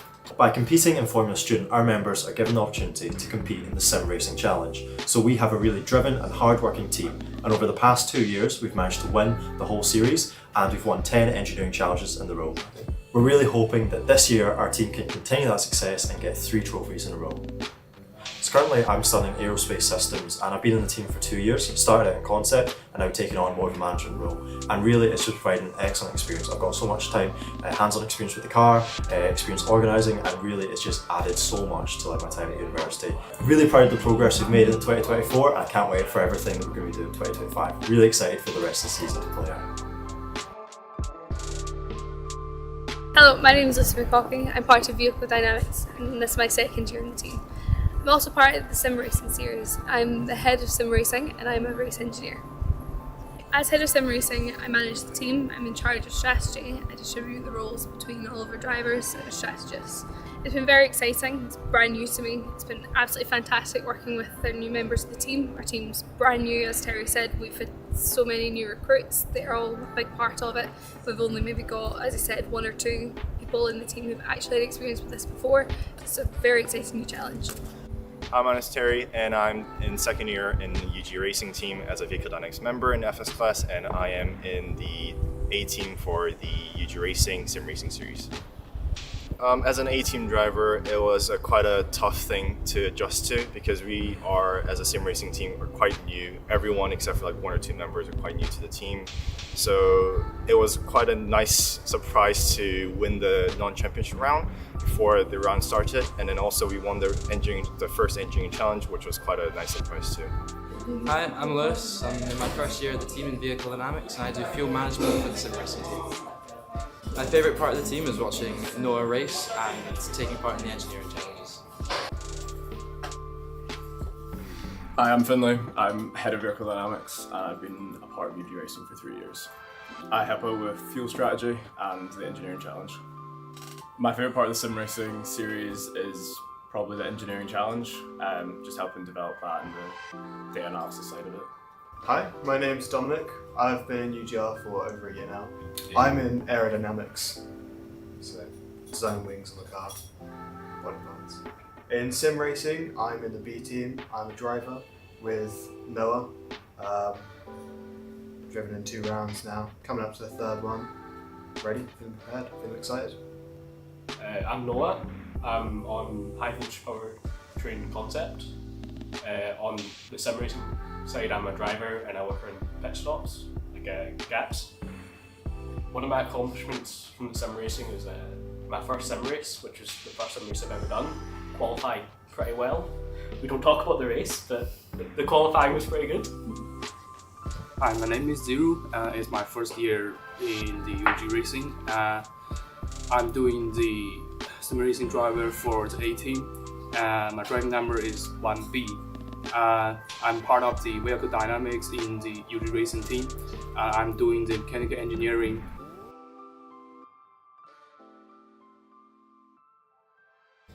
If I was to describe JJRacing in one word, it would be teams. Chaos. Wow. Awesome. Eventful. Tires. Downforce. Speed. Fascinating.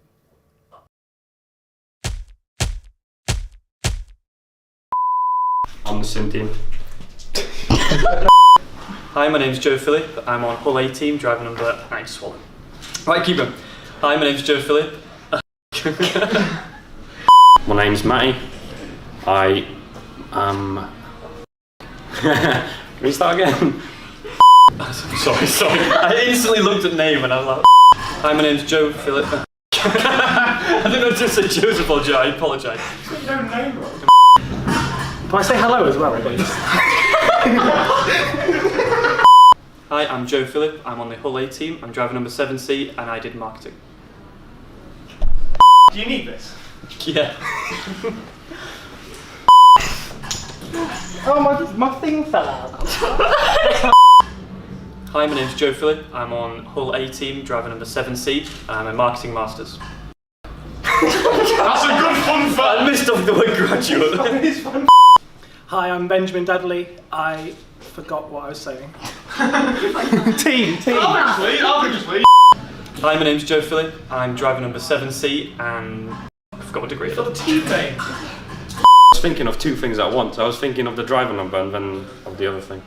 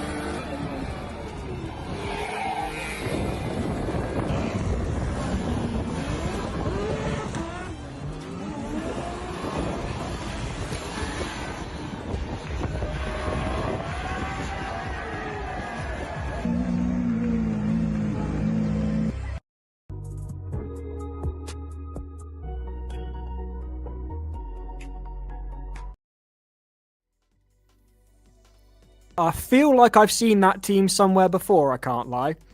But anyway, before we do any of that, I think Monty's got something to say to Glasgow. Yeah, I have to apologise to Glasgow, particularly to Mr. Wu, because my fingers got a bit too excited and hit the button too quickly just before your last 20 seconds of video went on there.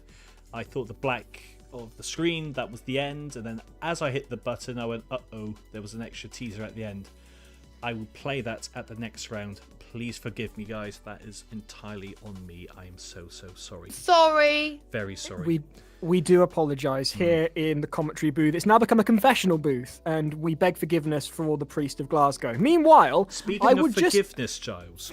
Yeah, speaking of forgiveness, I'd just like to say, if you're dismissing the quality of other universities' content, might I suggest first you actually try and make a video and send it to us before dismissing the quality of other universities' content, whether they come from Hull or not. And the Hull hate might be verging a little bit too far at this point.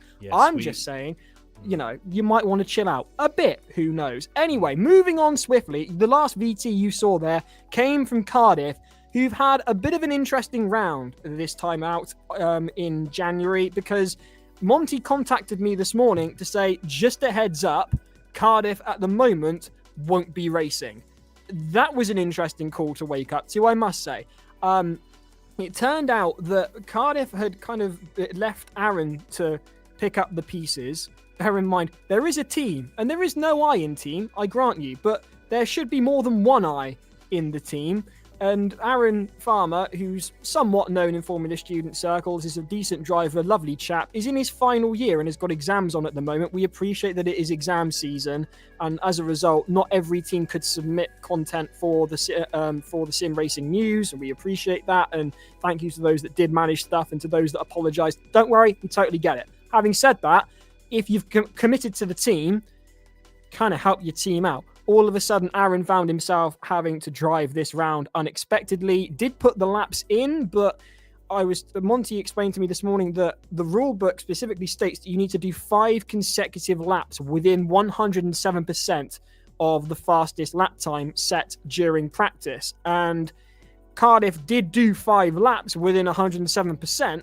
They just weren't consecutive. And I will throw over to Monty, who's in as event captain, to explain why Cardiff are in the second server rather than not here at all. Yeah, so as Giles says there, that is one of the rules. That's the pre-qualifying server, which all teams have to do before they turn up to the race. This is our way of being able to judge that drivers have done sufficient practice. They're not going to be a liability on the track. As you may have remembered in some of the earlier seasons, the banditry was top tier. So yes, by the law of the letter, Cardiff had not done 5 consecutive laps. Cardiff did, however, reach out specifically to the committee to say we appreciate we haven't done exactly per what the letter of the rules say. Could you reconsider blah blah blah blah blah blah blah blah. So we had an emergency committee meeting this afternoon. We were able to evidence that Aaron had done 140 laps of practice on the server, and so whilst there was not a string of 5 consecutive laps within 107%, there was certainly an attempt to be made to practice for the event tonight, and crucially within the 107% pace itself. So through the committee, we decided, okay, there was enough evidence there that, you know, they did give it an attempt, so we would allow them to participate on an exceptional circumstance, but they are relegated to the bottom server for both races tonight and have to start at the back of the grid for both races as well. So yes, it's not something, an example we want to make out of, but at the same time, we're calling this exceptional circumstances because we can see that an individual driver who was doing it as a one entry anyway had contributed a lot of their time into preparing for this event. Rules are rules though, so there still had to be quite harsh penalties in place. What this is essentially saying is that the rules have to be obeyed, but Monty and his mates who run this aren't cold-hearted. Regardless, do try and make sure that you've got those 5 consecutive laps within 107%. Yes. Additionally, if you're part of a sim racing team, remember, it's a team.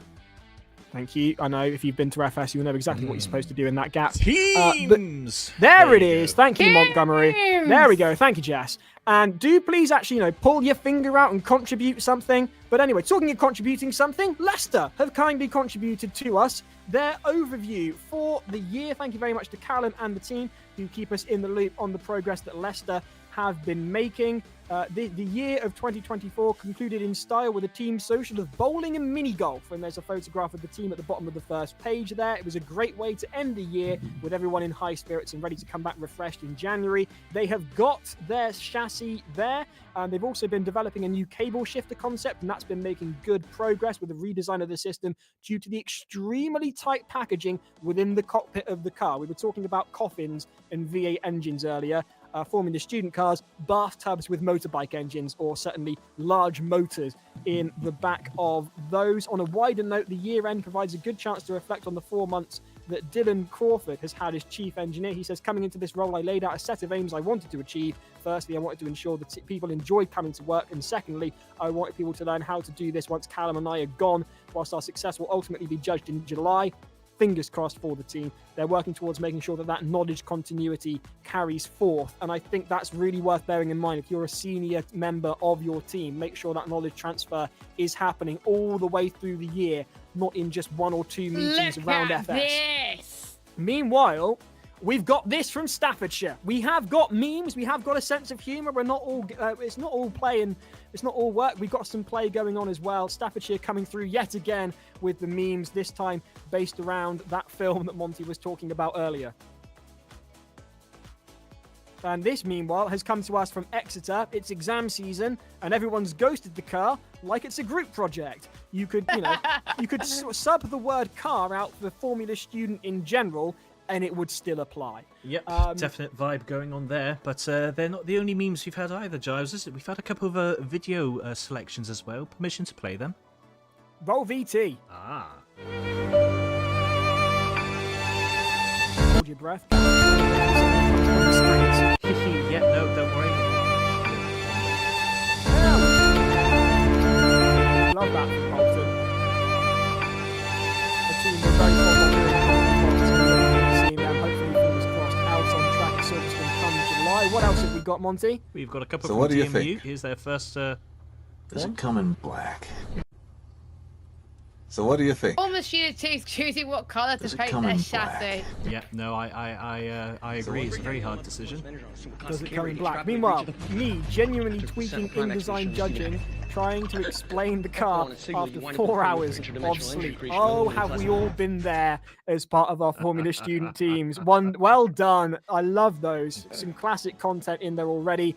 And if you haven't already started work on it, I know some teams have got stuff in the pipeline. Exeter and Southampton are aiming for round 4 to submit stuff for Formula Student News. If you haven't got stuff yet, don't worry, there is still time. We go racing again on the 15th of February, as I have it on my calendar. So get your content in the Thursday evening before the Saturday, or the very latest, the Friday evening. But do give us a heads up that it will be in a bit late, just so we know what to accommodate for in the schedule, please. Absolutely. Now, Giles, the server's just gone live, so I'm going to get the game launched up again.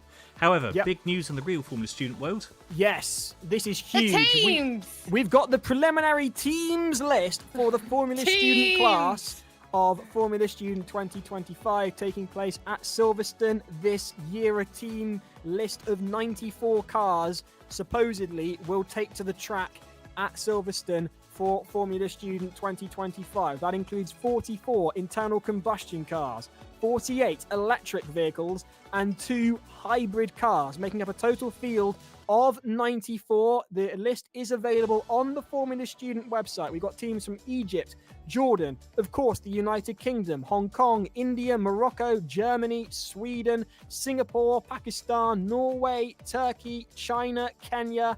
It is a global event. How many of those teams will we see out on track, will get through scrutineering? In some cases, given the distance they've got to travel, will their cars actually get here in shipping is the question.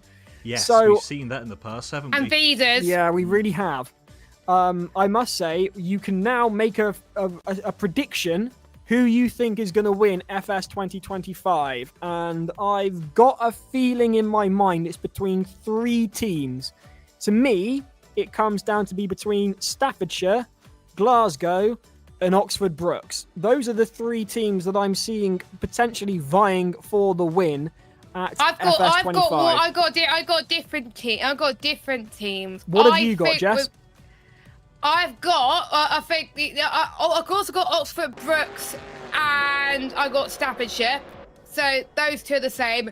But the one that I've got for winning the entire thing, they just missed out on 2nd place from Cardiff last year, Basque Country.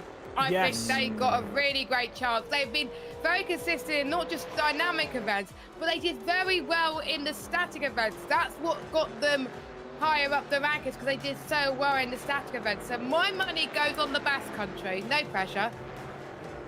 Well, you say that, but then again, bear in mind, we do have a bit of a track record of cursing, so elsewhere... Well, we did say Edith Cohen would do well. Guess what they did? They did do well, and Twitch has just said, wow, Giles, won't take it personally. Twitch, if you're from the university I think you're from, get a car out on track for 1 year, and then we'll start talking about how you can vie for the championship. There's a comment coming in from someone called Twitch. Also, Yui commenting here, not even some Cardiff bias from Giles. I love how I'm just being slandered here. I don't show bias to Cardiff 24/7, 23/7 perhaps, but not 24/7. We're meant to be impartial. Nice to see Yui on the stream, and a wonderful team comment from DMU. Billy Sturdy saying here, some say Tyler Davison outlaw. They're quoting stuff from the Stig on the stream back in the days when the Stig would test drive cars on Top Gear and Clarkson. Speaking of the Stig was at Autosport. Oh, fantastic. What, Ben Collins, or the one that we don't know who he is? We don't know. There was someone dressed as the Stig at Autosport. I've got a clip of that somewhere, which I might show the next Formula Student News. We'll want to see that next time out at the Formula Student News. Twitch saying, get some Yui love out there, Giles. Yeah, we love Yui. Of course we love Yui. We love Yui and their technician, who I'm very fond of. Meanwhile, York replying, he's not the Stig. He's the Stig's Yorkshire cousin. And according to Billy Sturdy, some say Tyler Davison's outline of his nipple is shaped like the Nürburgring. Oh, no! I'm going to get taken down on one of my social medias at this, right?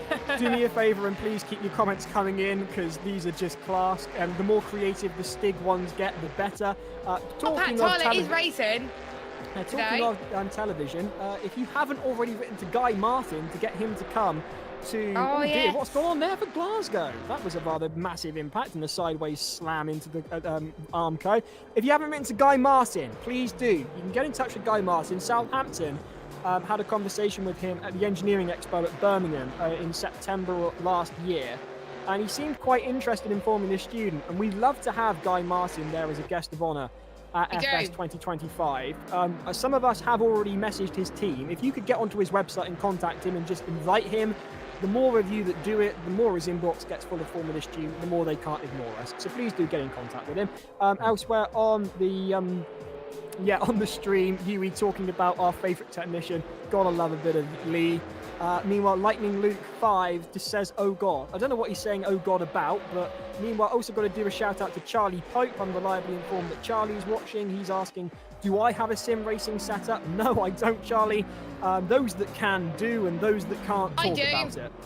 Jess does have it, which is why Jess commentates on this series, because she knows what she's talking about. I just gabble, and hopefully that some of it makes sense. And speaking of sim racing, massive shout out to our sponsor, Williams eSports. They had the F1 Sim Racing Championship this week.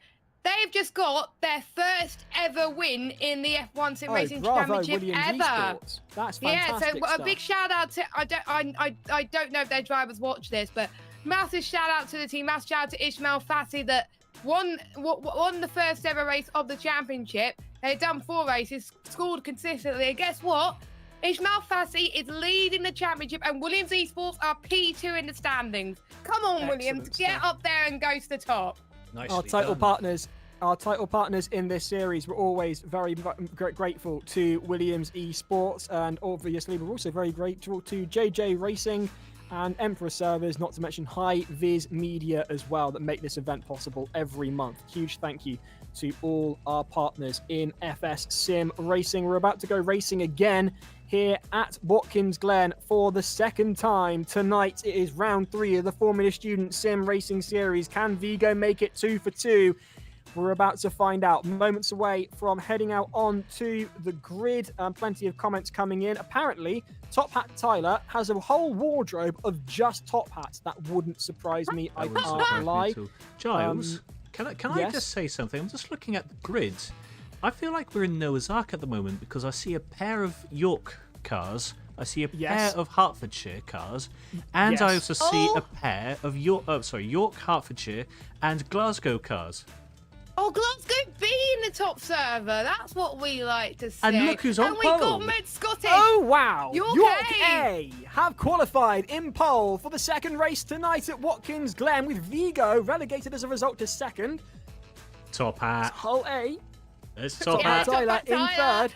That's my money for the win, Holiday, I think. It might be mine as well. Queen Mary are in fourth. Southampton are having to settle for fifth in their Bonnie Blue livery. Queen's University Belfast are in sixth. Yes, I'm making use of that joke a fair bit. University of Glasgow Racing A team are in seventh. York B are in eighth. Meanwhile, Hertfordshire's A team back in the top server and back in the top 10. This time just a bit further down in ninth. And their B team are side by side with them in 10th. Aberdeen and McScottish are in 11th. Bolton are in 12th. University of Glasgow Racing B team are in 13th. In 14th, it's University College Dublin. They're a way back off where they were in the last race. De Montfort are in 15th. In 16th, it's Glasgow Caledonian. I love the livery, the numbering on that. Very retro, very nice. Welcome to the top server for the first time as well, guys. Wonderful stuff for the Glaswegian team. Glasgow Caledonian in 16th. In 17th, it's Florence, all the way from Italy. Redbird, EVRT from Hong Kong in 18th. Staffordshire will have to settle for the back row in 19th. Have we got a 20th car here, Monty? There should be a 20th car. They have not appeared yet, so I am just having I a did look see at the King's list. College London somewhere. King's College London. There There they are. are. They've just they're in the pits. What's going on? It's a pit lane. So they should be Connection? 20th. Well, potentially they should be 20th on the grid. So we'll wait and see if they turn up. Maybe they're just doing last minute checks. We do still have like 2 minutes to go. But yes, we'll keep an eye on that one. Yeah. They should be rounding up the grid. What are your money, guys, on the win? I'm going to go for Top Hat Tyler, Whole A. Giles. I wish I could be different and creative and create something of a competition in the commentary box, but I'm 100% with you, Jess. If he gets a good start, this could again go to Top Hat Tyler. But I must say, McScottish, it'll be interesting to see what he can do down in 11th and whether he can make up a few places. Depends on who's running their jokers, as 25 minutes are on the clock for racing. We're moments away for the second race of the night here at Watkins Glen. Here comes the helicopter shot over the start-finish straight. Remember, they carry a great deal of speed down the start into turn 1. That right-hander, that kicker, are out to the right, not far off being 90 degrees. These cars understeer like crazy. Expect some first lap carnage, some first turn drama for the first corner of the race. This could be really interesting. Moments away for the second race of the night. Formula Student Sim Racing. Title partners Williams eSports ready to go for another lap around Watkins Glen. In fact, 25 minutes of lapping of Watkins Glen in the 70s NASCARs. These are fantastic beasts to drive. We saw it with University College Dublin, going left to go right and going right to go left. 6 lights waiting to go up. The revs are just beginning to build off the field. Here come the lights then for the second time tonight. It's round 3 of the Formula Student Sim Racing Series with York on pole, but Vigo get a far better start off the line and they're away. Here comes Hull A in the background as well to try and come on the inside of the right-hander, but that's Vigo and York A trying to battle it out for the lead. 3 abreast, and there's a lot of drama there. And out come King's College London from the pit lane, and they've got a great start there because they managed to miss out on that first corner drama. Vigo holding on to the lead. They beat York A off the line with a heavier right foot, but York A is staying right with them. Queen Mary under pressure from Hull A, but they managed to hold on to third with a back full of Hull A. And University Glasgow are just holding on then to the top 5, and the top 5 are bunching up together. York A take back the lead from Vigo. Vigo on the inside though, can they go? And that's really bad news for a lot of the teams. That's a huge crash at the back, and that is Queen's University Belfast pushed well back into 17th position. Vigo have lost first place. They are down into second, with York A back into first, going well wide there. Oh, the Hull A team, that is Top Hat Tyler, having a bit of a calamity as he goes wheel to wheel, side by side with Glasgow. Glasgow have got the outside line. Hull A being swamped now. This is going to be dreadful for Hull. They are being sandwiched between Hull A as Glasgow in third and Queen's Mary Formula Student.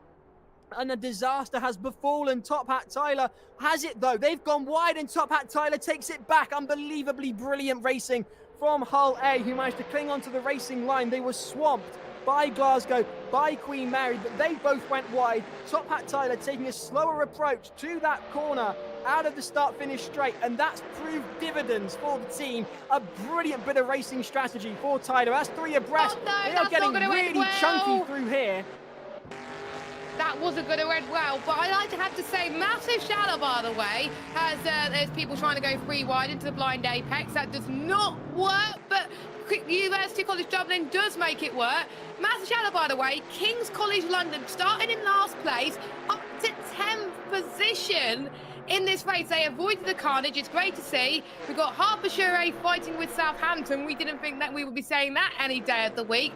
York managing to get the gap increasing to 1.3 seconds. It's going to be between them and Vigo, I think. But Ole, they got to close up the gap a little bit. Glasgow doing a great job, continuing where they left off from race 1 in 5th. We got the Glasgow B team fighting with them for 6th place. I wonder if they're going to be working together there. Then we got Hull B and Hull A. Southampton's dropped down to 10th with King's College London. Hertfordshire. Up to 9th. Hertfordshire, sorry. Oh my goodness. Hull A's in there with Top Hat Tyler. Southampton, by the way, regained 9th place in King's College London. Wow. An absolutely monumental start to the race. 21 minutes 50 on the clock now. What teams can make the best out of this start and what teams came off worse? I must say, King's College London losing out that top 10 position as they vie with Aberdeen through the blind apex, and Aberdeen go through on King's College London. An excellent move by McScottish on the team that managed to avoid the drama with a pit lane start. Here goes the B team of Glasgow on the B team of Hertfordshire, and they get forced out by Hertfordshire. Quite an aggressive move for the team from Hertfordshire, and then that's a Hertfordshire sandwich for the Glasgow B team. The B team from Hertfordshire's ahead of them. Behind them, they've got the A team from Hertfordshire. Not a position I particularly like to be in, I must say.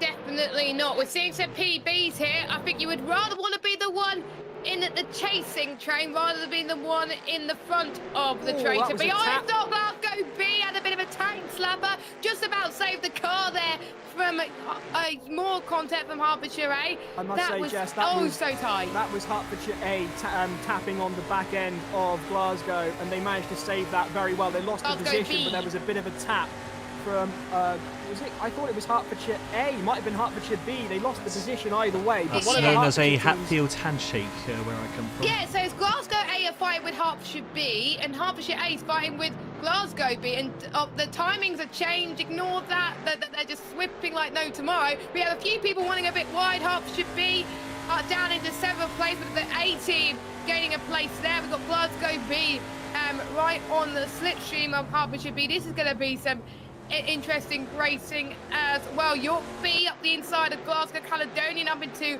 18th spot. We've got Southampton. Aberdeen's up into 10th place by just overtaking King's College London. So Scottish gaining positions like no tomorrow.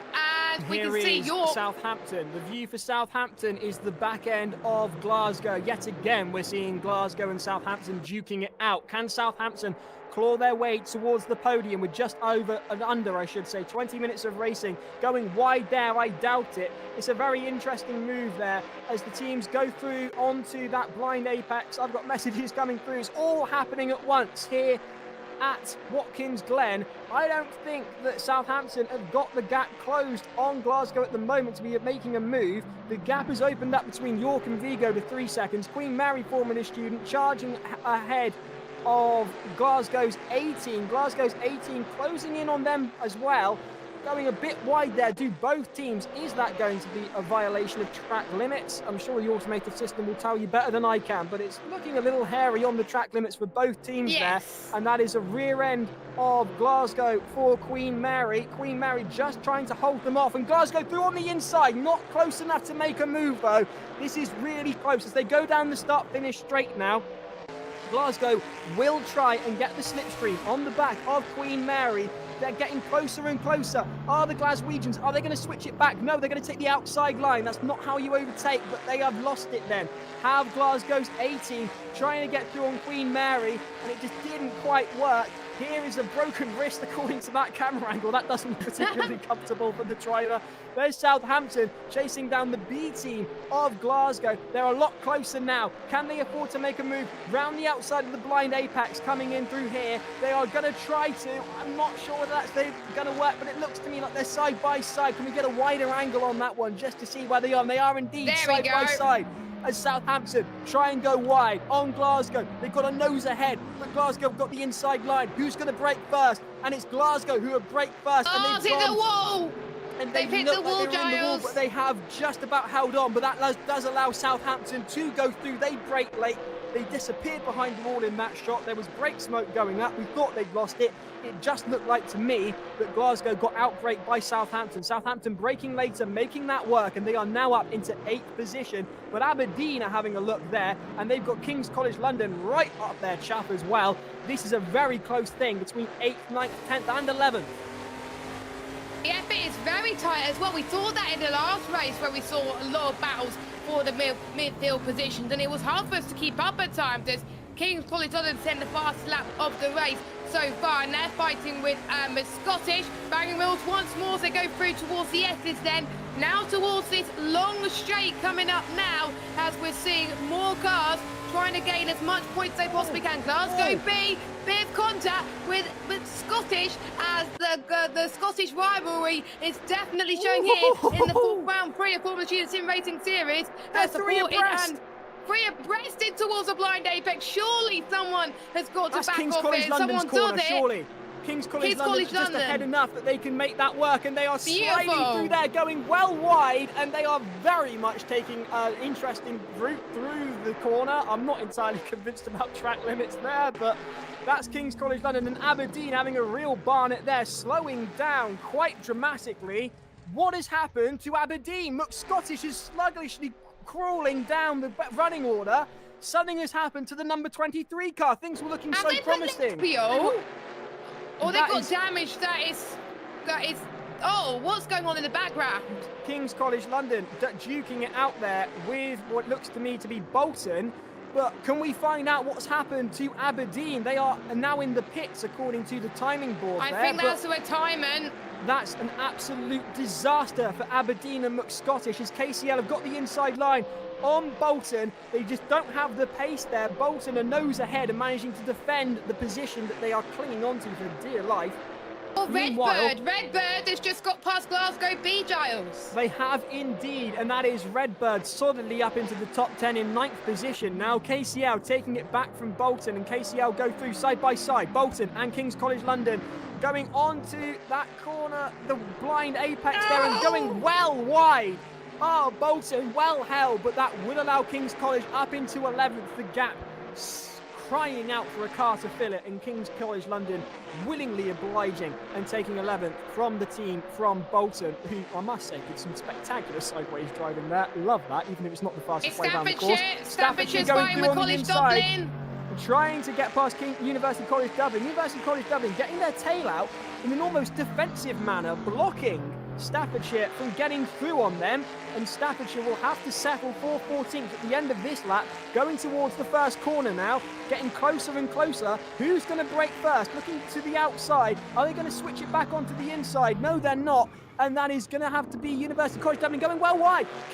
Staffordshire have got the opportunity. They put their foot down and they take it. Staffordshire take 13th. University College Dublin down into 14th.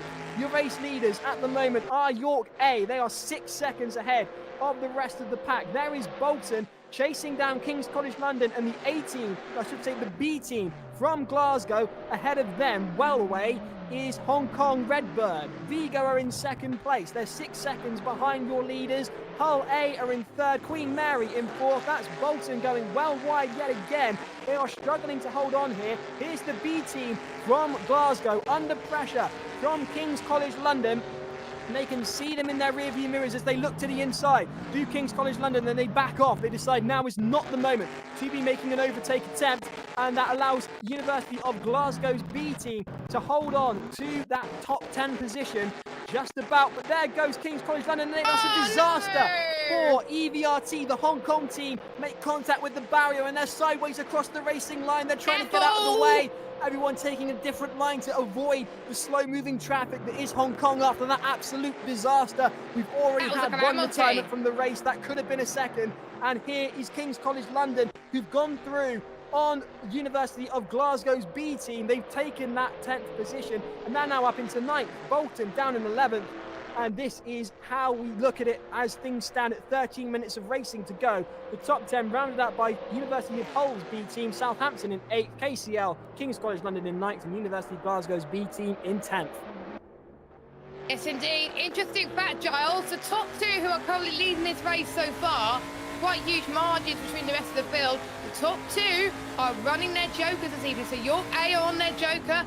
Vigo is on their joker as well. We've got University College Dublin on their joker, Queen University Belfast, Hertfordshire A on their joker. We've got De Montfort on their joker, Aberdeen, Staffordshire, Hong Kong. We've got Glasgow B, York B and Hertfordshire B. So if you're wondering who the jokers were in the chat, as we're seeing Hole A, Top Hat Tyler on Q, has gone a bit wide there. Interestingly enough, I'm looking at University College Dublin joker choices. Of course, you have 2 joker choices for the season. They've already used up 2 of their jokers for the season, so they can't use any more. As Bolton has got having a nice battle with Glasgow B, Giles. Absolutely spectacular stuff yet again. It's Glasgow and Hull B. Glasgow B and then Bolton. Who are we with? Southampton all of a sudden now. Hull B. Yeah, it's changing. It's changing. It was the timings. It was Bolton and Southampton Glasgow going on the inside, outbreaking Hertfordshire's B team, and Southampton are up into 7th position. Meanwhile, here's the B team from Glasgow trying to go through on Bolton, trying to repeat the move that Southampton just pulled off spectacularly. They can't make it work well enough though, and Bolton managed to cling on to 10th position, but University of Glasgow's B team are staying with them. I've also got some confirmation from McScottish. His engine blew up, I'm reliably informed. So that's a disaster for the team from Aberdeen. He says, I don't know what happened, my engine blew up. Elsewhere, Glasgow piling on the pressure on Bolton. Here's York B, meanwhile, back down in 15th position. University College Dublin ahead of them. Behind them, it's the Hong Kong team. They're running with their joker. This result will not be what they wanted when running with their joker. They ended up in the wall just now. They're going to try and recover with 11 minutes to go, but I don't think that's going to be enough time. That's not going to be enough time at all. And don't forget, though, most of the teams have got 1 joker left to use for the season. Some people haven't even used their jokers at all. So for the Hong Kong team, they've got plenty of opportunities to use their jokers for the rest of the season. Hopefully they can bounce back, as we've got Southampton really trying to defend from Hull A of Hertfordshire A at the moment. Oh, I'm still getting confused with the teams. It's absolutely incredible. I'm loving the sound of these engines with the NASCAR as well. I've only started to get into NASCAR over last year as well, and honestly they sound amazing. I do prefer these cars to the cars that you get today in 2024, 2025. It's just insane. College Dublin, by the way, passed York B up to 14. Bolton and King's College London side by side. Who's going to make that work? Into the S's, headed towards the start-finish straight. It's King's College London on the back end of Bolton, and University of Glasgow B team lurking in the background. No room at all between the 9th and 10th place cars. Bolton under immense pressure from King's College London. They go look to the outside. They started at the back in the pits. They avoided the first lap drama. They're in 10th now. Can they go one better? Yes, they can. Bolton go wide. King's College have the inside line, and King's College take 9th place from the team from Bolton. An unbelievably brilliant bit of racing from King's College London. What made them start from the pit, I don't know, but it's clearly worked for them, and they are now up into 9th from the back of the grid, but Bolton are going side by side with them. Are they going to make this work round the outside of the blind apex? This could be really interesting. 2 abreast into this corner. Bolton have got a nose ahead. They're both braking, but King's College London have the inside line. They've touched. They're going wide, and that's King's College London holding on to 9th position. They're still side by side, but it's just to me, King's College London are ahead. Oh, this is really close indeed. Both going wide off the end of the wide apex there. King's College London are about to be outbraked now by Bolton, who go on the inside. And Bolton are about to take back 9th. And King's College London go wide to defend, and they take it back and are ahead of Bolton in 9th position. Well defended by King's College London. King's College London, it doesn't matter where they are, they're not going to give up without a fight. It's going to be, I think, another round. They're going to finish inside the top 10 as well. This gives me great hopes for the team going into the next few rounds of the championship. This is really insane as well. Hertfordshire B doing very well as well, keeping up with the likes of King's College London and Southampton. So I have to say, these new teams that we're not expected to see in the top server, they're definitely overperforming as well. And the driver from York 18, by the way, Giles, it's only his 2nd race in the Formula Student Sim Racing Series, and he is leading. He got very unlucky, by the way, in Charlotte, where he had nowhere to go and got caught up in the pile-up. This time he's having no such troubles as we're seeing This is Bolton. spectacular racing from King's College London. They're getting the tail out to defend against an advancing Bolton. There's not a lot of room to go. We've got 7.5 minutes of racing, and I really do want to see what's going on in the second server, but it's so close for the 9th position here at Watkins Glen. It's race 2 of round 3 for the Formula Student Sim Racing Series. Bolton versus King's College London. King's College London in 9th position, getting their tail out to defend against an advancing Bolton, who are on the drive of their life to take back the 9th position. They cross the line to complete another lap. In towards the right-hander they go. Can King's College hold on through here? Looking to the inside are Bolton, but they don't have enough room to manoeuvre around them. And that looks to me to be, is that surely not? Is that University of Hertfordshire's A team, who are slowing down dramatically and are now in the way of King's College, who are so trying to get away from Bolton? All of a sudden they've got a car in front of them. And now it's 3 abreast into the blind apex, and King's College London go through on Hertfordshire's A team. Surely the slower paced car's got to get out of the way. And King's College London go on the inside line, and this has put the brakes on Bolton, and Hertfordshire's A team diving to the inside for the best line, and they're managing to hold off 2 cars simultaneously. This is really intense stuff. You're on board with Bolton right now. They've been anticipating getting past King's College London, and all of a sudden they managed to reel in Hertfordshire's A team as well. Hertfordshire's A team had a mirror full of nothing, and all of a sudden there are 2 cars there. They're defending like mad, and King's College London are caught in the middle of it all. It's a pile-up and a sandwich for 8th position. Yeah, this is sensational stuff as well, and I'm sorry we can't go through server 2 yet, because this is like, I think even server 2 are having some crazy races at the moment. For server 1, battle for 9th place. We've got, this time for King's College London. I think King's College London are losing the back end of Hertfordshire's A team, and Bolton are reeling them in. Monty, what have you got? I'm just going to interfere quickly in case James is here. We do have the live stream of server 2 up in the top right corner of the live stream as well, so enjoy what's going on there. As you can see, it's chaotic as it is here in server 1 as King's College London go for another move. King's College London weaving round the inside and the outside of the team from Hertfordshire. Their A team, they've got the inside line, but it looks to me surely that King's College London have the pace. They do. They've got too much of it as they go sideways, and through go Bolton, and they take it. Bolton have taken 9th position. King's College London forced well wide, and that is Bolton up into 9th. King's College in 10th, and University of Hertfordshire sweating like a pig. That's a new saying, Giles, I have to say, sweating like a pig. I'm fairly certain they get sweaty in hot weather. King's College London reeling in Bolton now. Bolton have lost the back end of Hertfordshire. And here comes King's College London side by side into turn one. Bolton have got the inside line, but King's College London are carrying the speed. Can they get the switch back? They touch, and King's College London are forced wide. Bolton have held on to it, but King's College London come back on ahead of them. They've gained the position. Will they get it back? Bolton have got the inside line here, but King's College London are in no mood to give the position back. And King's College London are back up into ninth, and this paint swapping has allowed Hertfordshire to get away. Hertfordshire is increasing the gap by about a second, 2 seconds, so that's great to see. But that's not good for King's College London. Bolton trying to go up the inside of this really tight apex, but that's not going to do any more than good. By the way, how on earth is your A pulling off that gap with tyres almost starting to give up to Ghost?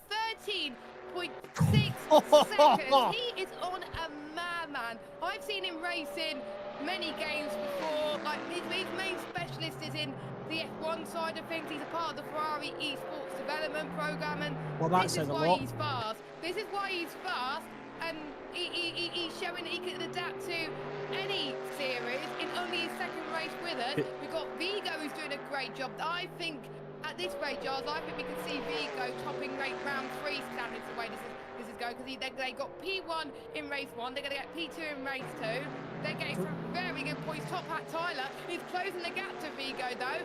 P2 might not be said and done yet for Vigo, as Top Hat Tyler wants P2 so badly here. Yep. 3 minutes of racing to go. Monty, what have you got? I was just going to say, it's not surprising to see York pulling away here. We really got to see their speeds last time out. They demonstrated it fantastically until, unfortunately, getting caught up in that crash with Southampton last time out with the MX-5s. But I was going to say, inspired choice, that was bad England from me there. Inspired choice from anyone who went for a Joker tonight, because they have capitalised on it and they've really thrown... Top 2. Yeah, well, look at how many are in the top server who have run their Joker. There are names in there that we've not seen all season, and suddenly they're up here. And so for those who are brand new to the series, just so you know, what we mean by a Joker is all the cars run at plus 5% of whatever their original weight is. So when they implement a Joker for a round, they're allowed to do this twice in the season. And when they implement the Joker... I've got to interrupt you, Monty, because Bolton are off the track. As you were talking us through the Joker, it was just going from bad to worse, and all of a sudden they're a DNF. I hate to break the news. What but a Bolton shame. are out after an absolutely monumental battle between them and King's College London and the Hertfordshire A-team. That is a result none of us wanted to see. A fantastic race from Bolton, but that's a DNF for them. Whether that's a server issue, whether that's an issue at their end with their setup, or whether that's their car conking out, I couldn't tell you. But that's a disaster for Bolton. If someone could tell in the chat what happened, that would be lovely. It's Queen University Belfast has passed short bit. Massive shout out to Hole and Queen Mary, not running a Joker and still doing a great job in 3rd and 4th place. Hole is definitely putting the pressure on Vigo. Vigo's on their Joker, Hole is not. It must mean Top Hat Tyler is doing a lot better with his tyres. Monty, just quickly, the difference between a Joker. Finish that off for us, would you? Thank you, guys. Sorry for missing that one out with Bolton. Yeah, so when someone implements a Joker, they can do this twice in the season. What they're doing is reducing that 5% ballast, which we're running on all the cars, so they're back at their original weight. I'm not at all surprised to see so many teams are using it tonight, because these cars are the heaviest of the series. They're over 2 tons, so 5% of 2 tons is going to have a much bigger effect than 5% from, let's say, a 700 kilo car. So, 5%, you're losing, that's 100 kilos easily of weight off these cars tonight. So it's having a huge difference, and the gap's still increasing. It is. It's just growing. In the time that we've been talking, the gap between York A and Vigo has opened up from 13 to 16 seconds. That's an increase of 3 seconds, just under 30 seconds on the clock.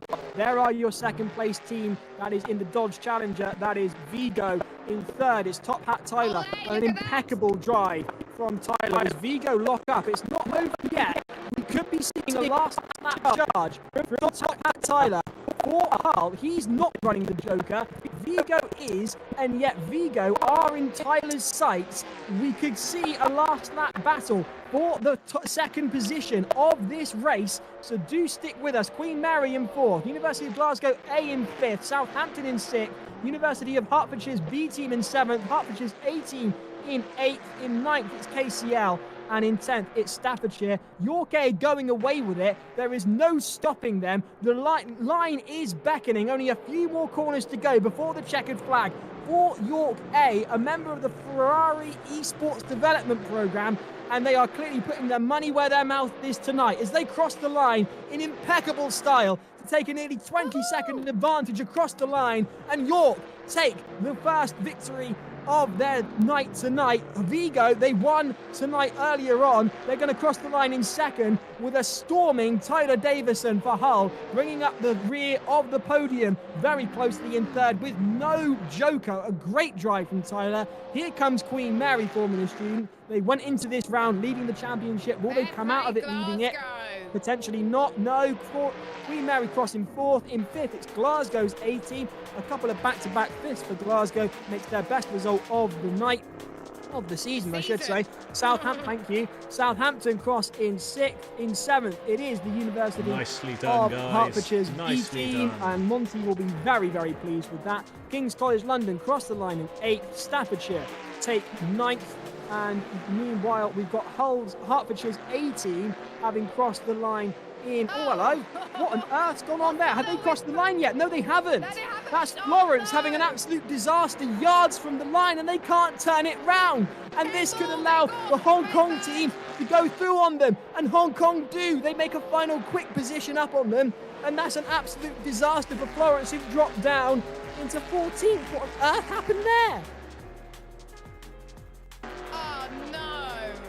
Last minute drama for the Italians. I do wonder whether they thought the line was earlier than it actually was, and they started doing celebratory donut before actually crossing the line. No, it looked like they dropped on the last corner there. There was about 3 cars battling for the position on the run up to the line. I think he just got a bit too heavy with his right foot. Still made for a good spectacle, didn't it? It did. Honestly, I think one of the rounds of the season so far. Majority of the time it was clean. The start of the race, maybe not so much, but all in honesty, you could go side by side in corners that you would not expect. No, that's just impeccable. It's just amazing. I mean, this is why I was looking forward to Watkins Glen, and it delivers. So I would like to see more racing Watkins Glen, please. Thank you very much. Hopefully we should hear from our race winner very, very soon. There's been some great comments coming in, and someone said that whoever chose this combo deserves a knighthood. So Monty, apparently you're in line for a knighthood. Meanwhile, Monty! That's so Monty, Lily, thank you. Well, there you go. Lily May saying the man, the myth, the legend, Top Hat Tyler, the GOAT. SM9406 says first ever FS race for Staffordshire's driver. And he's gone from 19th to 9th. Really great stuff there. And he clearly wants me to shout out Esco for Staffordshire because he keeps commenting. Well done. So well done to the driver from Staffordshire for their first ever race and making up 10 positions. Elsewhere, Mayo say, some say Tyler's Achilles heel is the top hat. I'm not going to lie. I think we're creating a bit of a legend in the sim racing for Tyler, and he will become our version of the Stig at this point. So congratulations to Tyler. He said he's bringing his top hat at Silverstone. Congratulations to Tyler for that 3rd position. Vigo taking 2nd. As Jess said, it seems highly likely that they will come out as winners of this round. What will that do to the championship standings? Do stay with us. We will also be bringing you an interview with York's driver after that absolutely barnstorming drive. 16 seconds between York in 1st and Vigo in 2nd. And bear in mind, Vigo are no slouches, and yet they absolutely just couldn't keep up with York. What a wonderful drive. We'll have an interview with the driver from York with you as soon as we possibly can. Do please keep your comments coming in. JX says, well done, Fred. Meanwhile, University of Leicester saying ultra cheeky P2 and P3 for University of Leicester. That's it, Saboteur. Lily May saying Tyler the Yorkshire Stig. Fair play. Some say underneath his top hat is a tattoo of a top hat. Elsewhere, York Formula student very graciously saying, "Great racing, everyone." I mean, Great racing gracious from in you. victory. Don't be and modest. Great. I was going to Don't say, be modest. gracious in victory and an absolutely blinding drive. You don't get a better team than that. Robbie saying, "Well done, York. Well done, Dylan. Good drive." Is that Dylan joining us here on the server? Yes, Dylan, it can you is. hear us? He is. We're just trying to get his camera working as well, sir. Did you get the link from me? No worries, no worries. I dread to think what's in that background. Driving from his bed. There we are, guys. Driving from his bed. There we are. There we go. That's all good. I've just dropped you a couple of messages on the Discord as well there, so if you can just fill that out for me quickly, we'll get your camera and we'll get you on the show very, very shortly, sir. Well done. An absolutely brilliant drive. We'll be bringing you that interview as soon as we've got visuals. Apologies to McScottish. I think that was me that cursed you that time because I was predicting you to do rather well, even though you were starting I think we from like both 9th or 10th. predicted. Yeah, we both predicted Miss Scottish would do well. Between myself and Jess, we kind of ruined your race there with a bit of commentary curse. I do apologise. Although then again, someone did comment, yet another person to fall foul of American engineering. So I'm saying nothing. You might say that. I couldn't possibly comment, as they said in House of Cards. Meanwhile, Hull haters, you're rather quiet at the moment, says Billy Sturdy. York Formula student saying Yorkshire domination is going to make the sport boring. I mean, that's a question that we'll be asking in a minute. Kayleen Shine saying lap 1, turn 3, getting spun. McScottish saying, "Can you all stop cursing me? I just want to do well." No. Sorry, McScottish. We'll try and shut up next time. But then again, talking's kind of what we're supposed to do in the commentary box, and Monty has just said no. So there we are. Yeah. No. You had good luck from us in first round. This is how karma works. It balances itself out over the course of the season. Sorry. We didn't say much in that round, but there we go. Matt saying, "Shout out York B, Call of Jules." I've got rather interesting opinions on Call of Jules' commenting streak tonight and his insistence on the hashtag Hull hate for reasons that I don't quite know. Meanwhile, McScottish is saying, "Giles, you know my accent isn't that thick. I know it isn't, but it's the best that I can do. My dad's Glaswegian himself, and when he does his Scottish accent, he can switch between Scottish and English. He does sound like he is going to do something." Don't ask me, Giles, about my unspeakable to you. accents. They're awful. Wow, you're from Devon though, Jess. I mean, my mother's from Devon, so I know Devon as well. Like, I love the Devonshire accent; it's quite nice. Although sometimes you do need a bit of a phrase book. Meanwhile, Passcraft saying, "Big up Dom, carrying UGRB on his back." Suleiman Hussein saying, "Up the York B." And Robbie also saying, "Up York B, we're the best." And Call of Jules saying, "It's just banter. Apologies for the comment about their video. Thank you. I should think so." How are we doing on the visuals, Monty? Well, you can see as much as I can at the moment. Dylan, I can see a wheel spinning, but no, we can hear. we can hear you. Sorry, that sounded wrong, didn't it? So we can hear you, but the camera hasn't come through. There we are, Montyisms at them again. Sorry, guys. So someone clip that, please. This is going to make the end of season highlights, I'm sure. Right, Dylan, Right, I'll clip in that. Dylan, I sent you a link. Oh, yeah, it should be working. Hang on, probably need to refresh it, Monty. I better check. No. It should refresh. Did you send in the wrong link, Monty? That's exactly what I'm checking for, Jess. I don't trust myself at times, so let's have a wee nose. He did that. He did that for race 1 as well. You sent the right link. Yeah. No. It says driver 2, so that should be the right one. That should definitely be. Should we carry on while Monty tries and fix it? Well, I mean, there's a lot of something going on because I can hear all the noises of Dylan trying to make his camera work. Bless his heart. And Dylan's just saying, give him a moment. He wants his moment in the spotlight. He wants you to see his face. So. I would absolutely agree. When you win by a gap like that was a thorough ass spanking. So we need to see who was the person who did it. The questions and they can't hear Dylan at the moment. Ah, that's fine. That as well. Oh, in that case, can I get some technical support, please? There you go. Right, right, there we are. Right, now your voice should be coming through, Dylan. Thank you for the heads up there, guys. Caller Jules pointed it out in the chat, so thank you, Caller Jules. Oh, this is waiting for camera to load when my camera is very on. Oh my god, it's on! Yay! Let's see then. Drum roll, please. There he is. Hello, Dylan. Let's have a look. Yeah. Yes. The blurring hasn't worked. I'm going to be honest. Don't worry about the blurring. We've got to see where a sorry. driving god like yourself sleeps. I was expecting maybe a chassis. You know, Dracula sleeps in a coffin. A chassis. Drivers sleep in a chassis. I was expecting a chassis. I'm also loving the representation of the team that you're part of their development program. I just want to make this clear. I know the sponsors here, but I just want to show this really quickly. Other Formula One teams are available as evidenced by our title partners down below. Yep. So, you know, just remember. They're not as good, but it's okay. You might say that. I would actually argue that given that Williams host us, support this event, and also feed us in July, there are things to be said. If Ferrari want to start giving us free stuff, we might circle back to this conversation. But for now, thank you, Williams. Strangely, York said the same thing. I'll also give you a quiet heads up now that I've got to get you all through security as well in July if you want to go and enjoy the facilities there. So any bad mouthing, they will remember. I warn you that now. I love Williams. Let's just quickly recap this. You're a driver with the Ferrari eSports team, or part of their development program. Just quickly, without bias to any Formula One teams, how does that work? How do teams, if they think they're fast enough, how do they get involved in that? Because we've seen some fairly decent drivers from some of the other teams tonight who might wish to potentially partake or apply for development programs like this. How does it work? How did you get involved? And what does it entail? I mean, the way I got involved, at least on the F1 scene, because that's what I'm part of, is there's a lot of events. There's so many.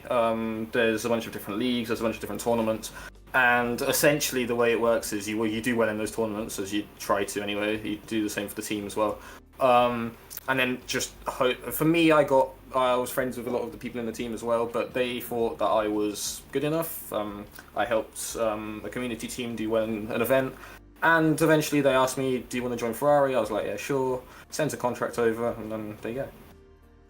Fair enough. I mean, there you go. So that's the place to get involved. Get involved in the events, make yourself known to the right people, apply, and there you go.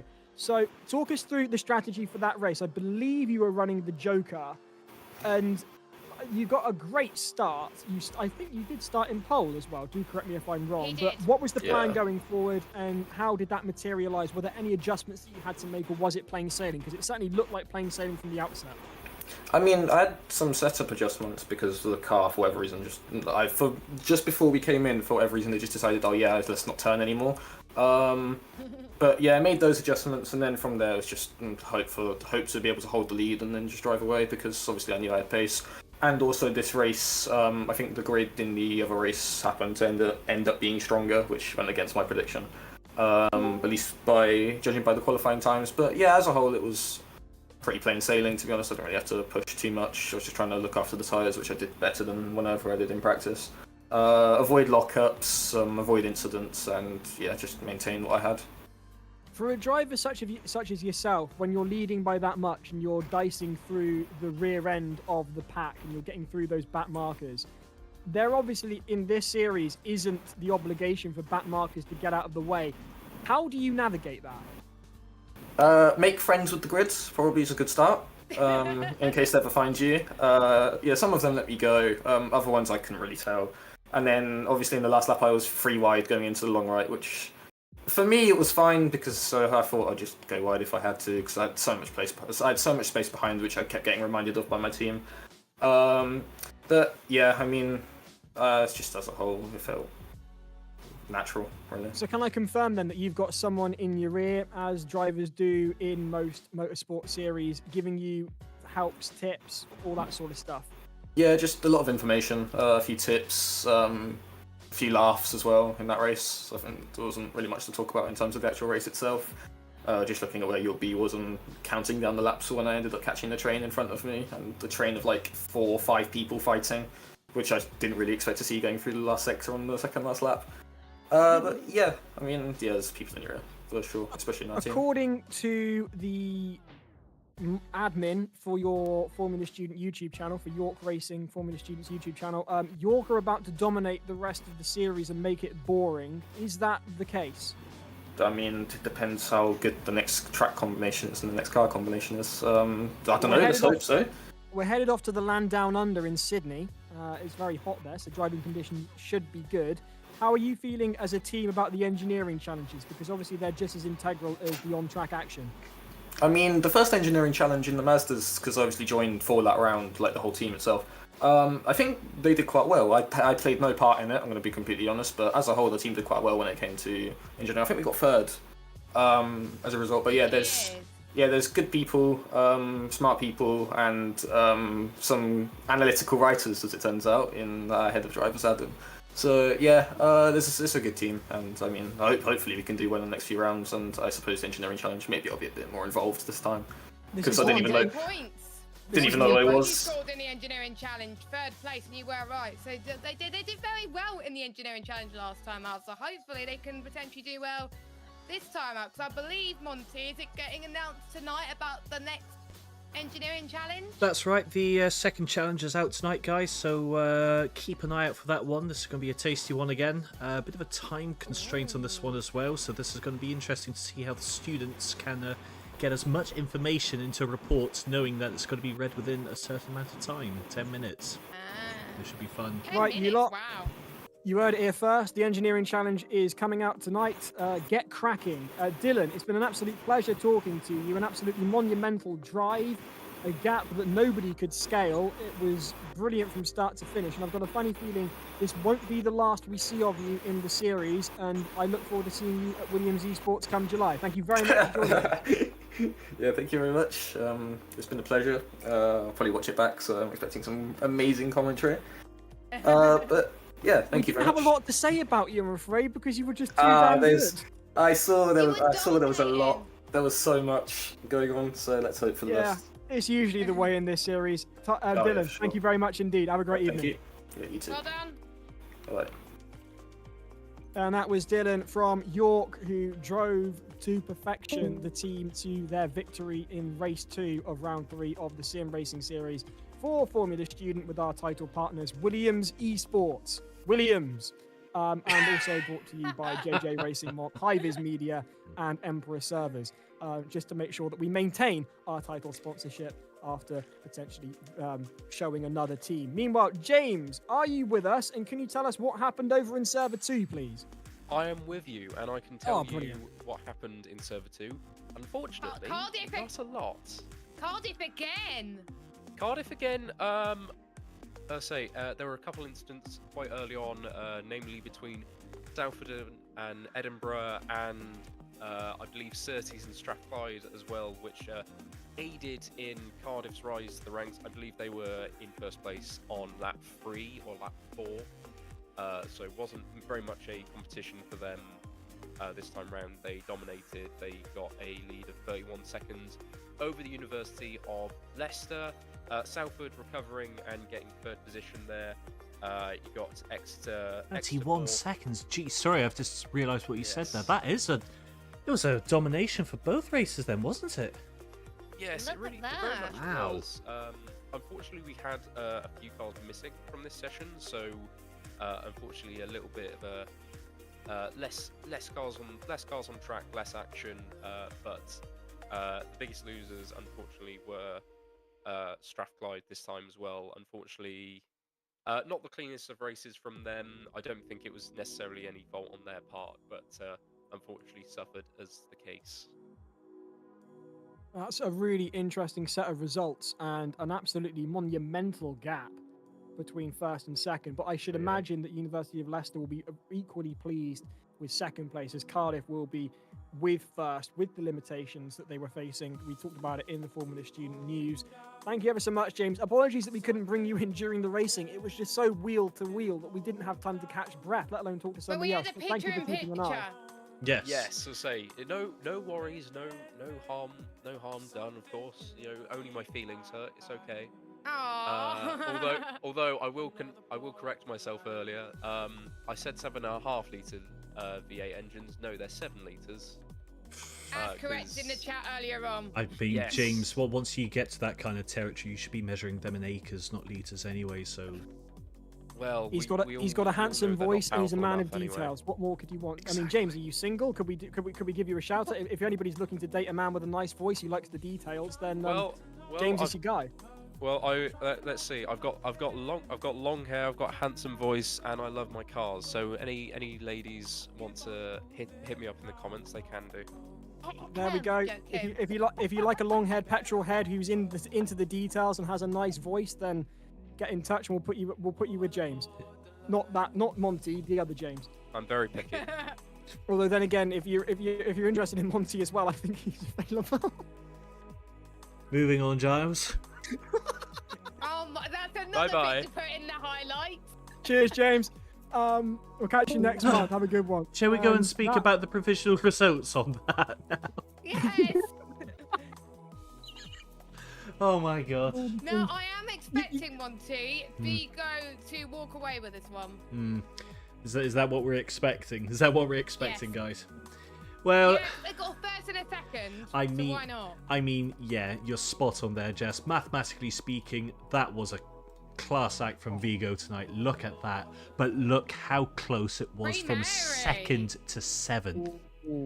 And Hertfordshire B, congratulations Hertfordshire for getting their first podium in this series. So I am a very happy boy tonight.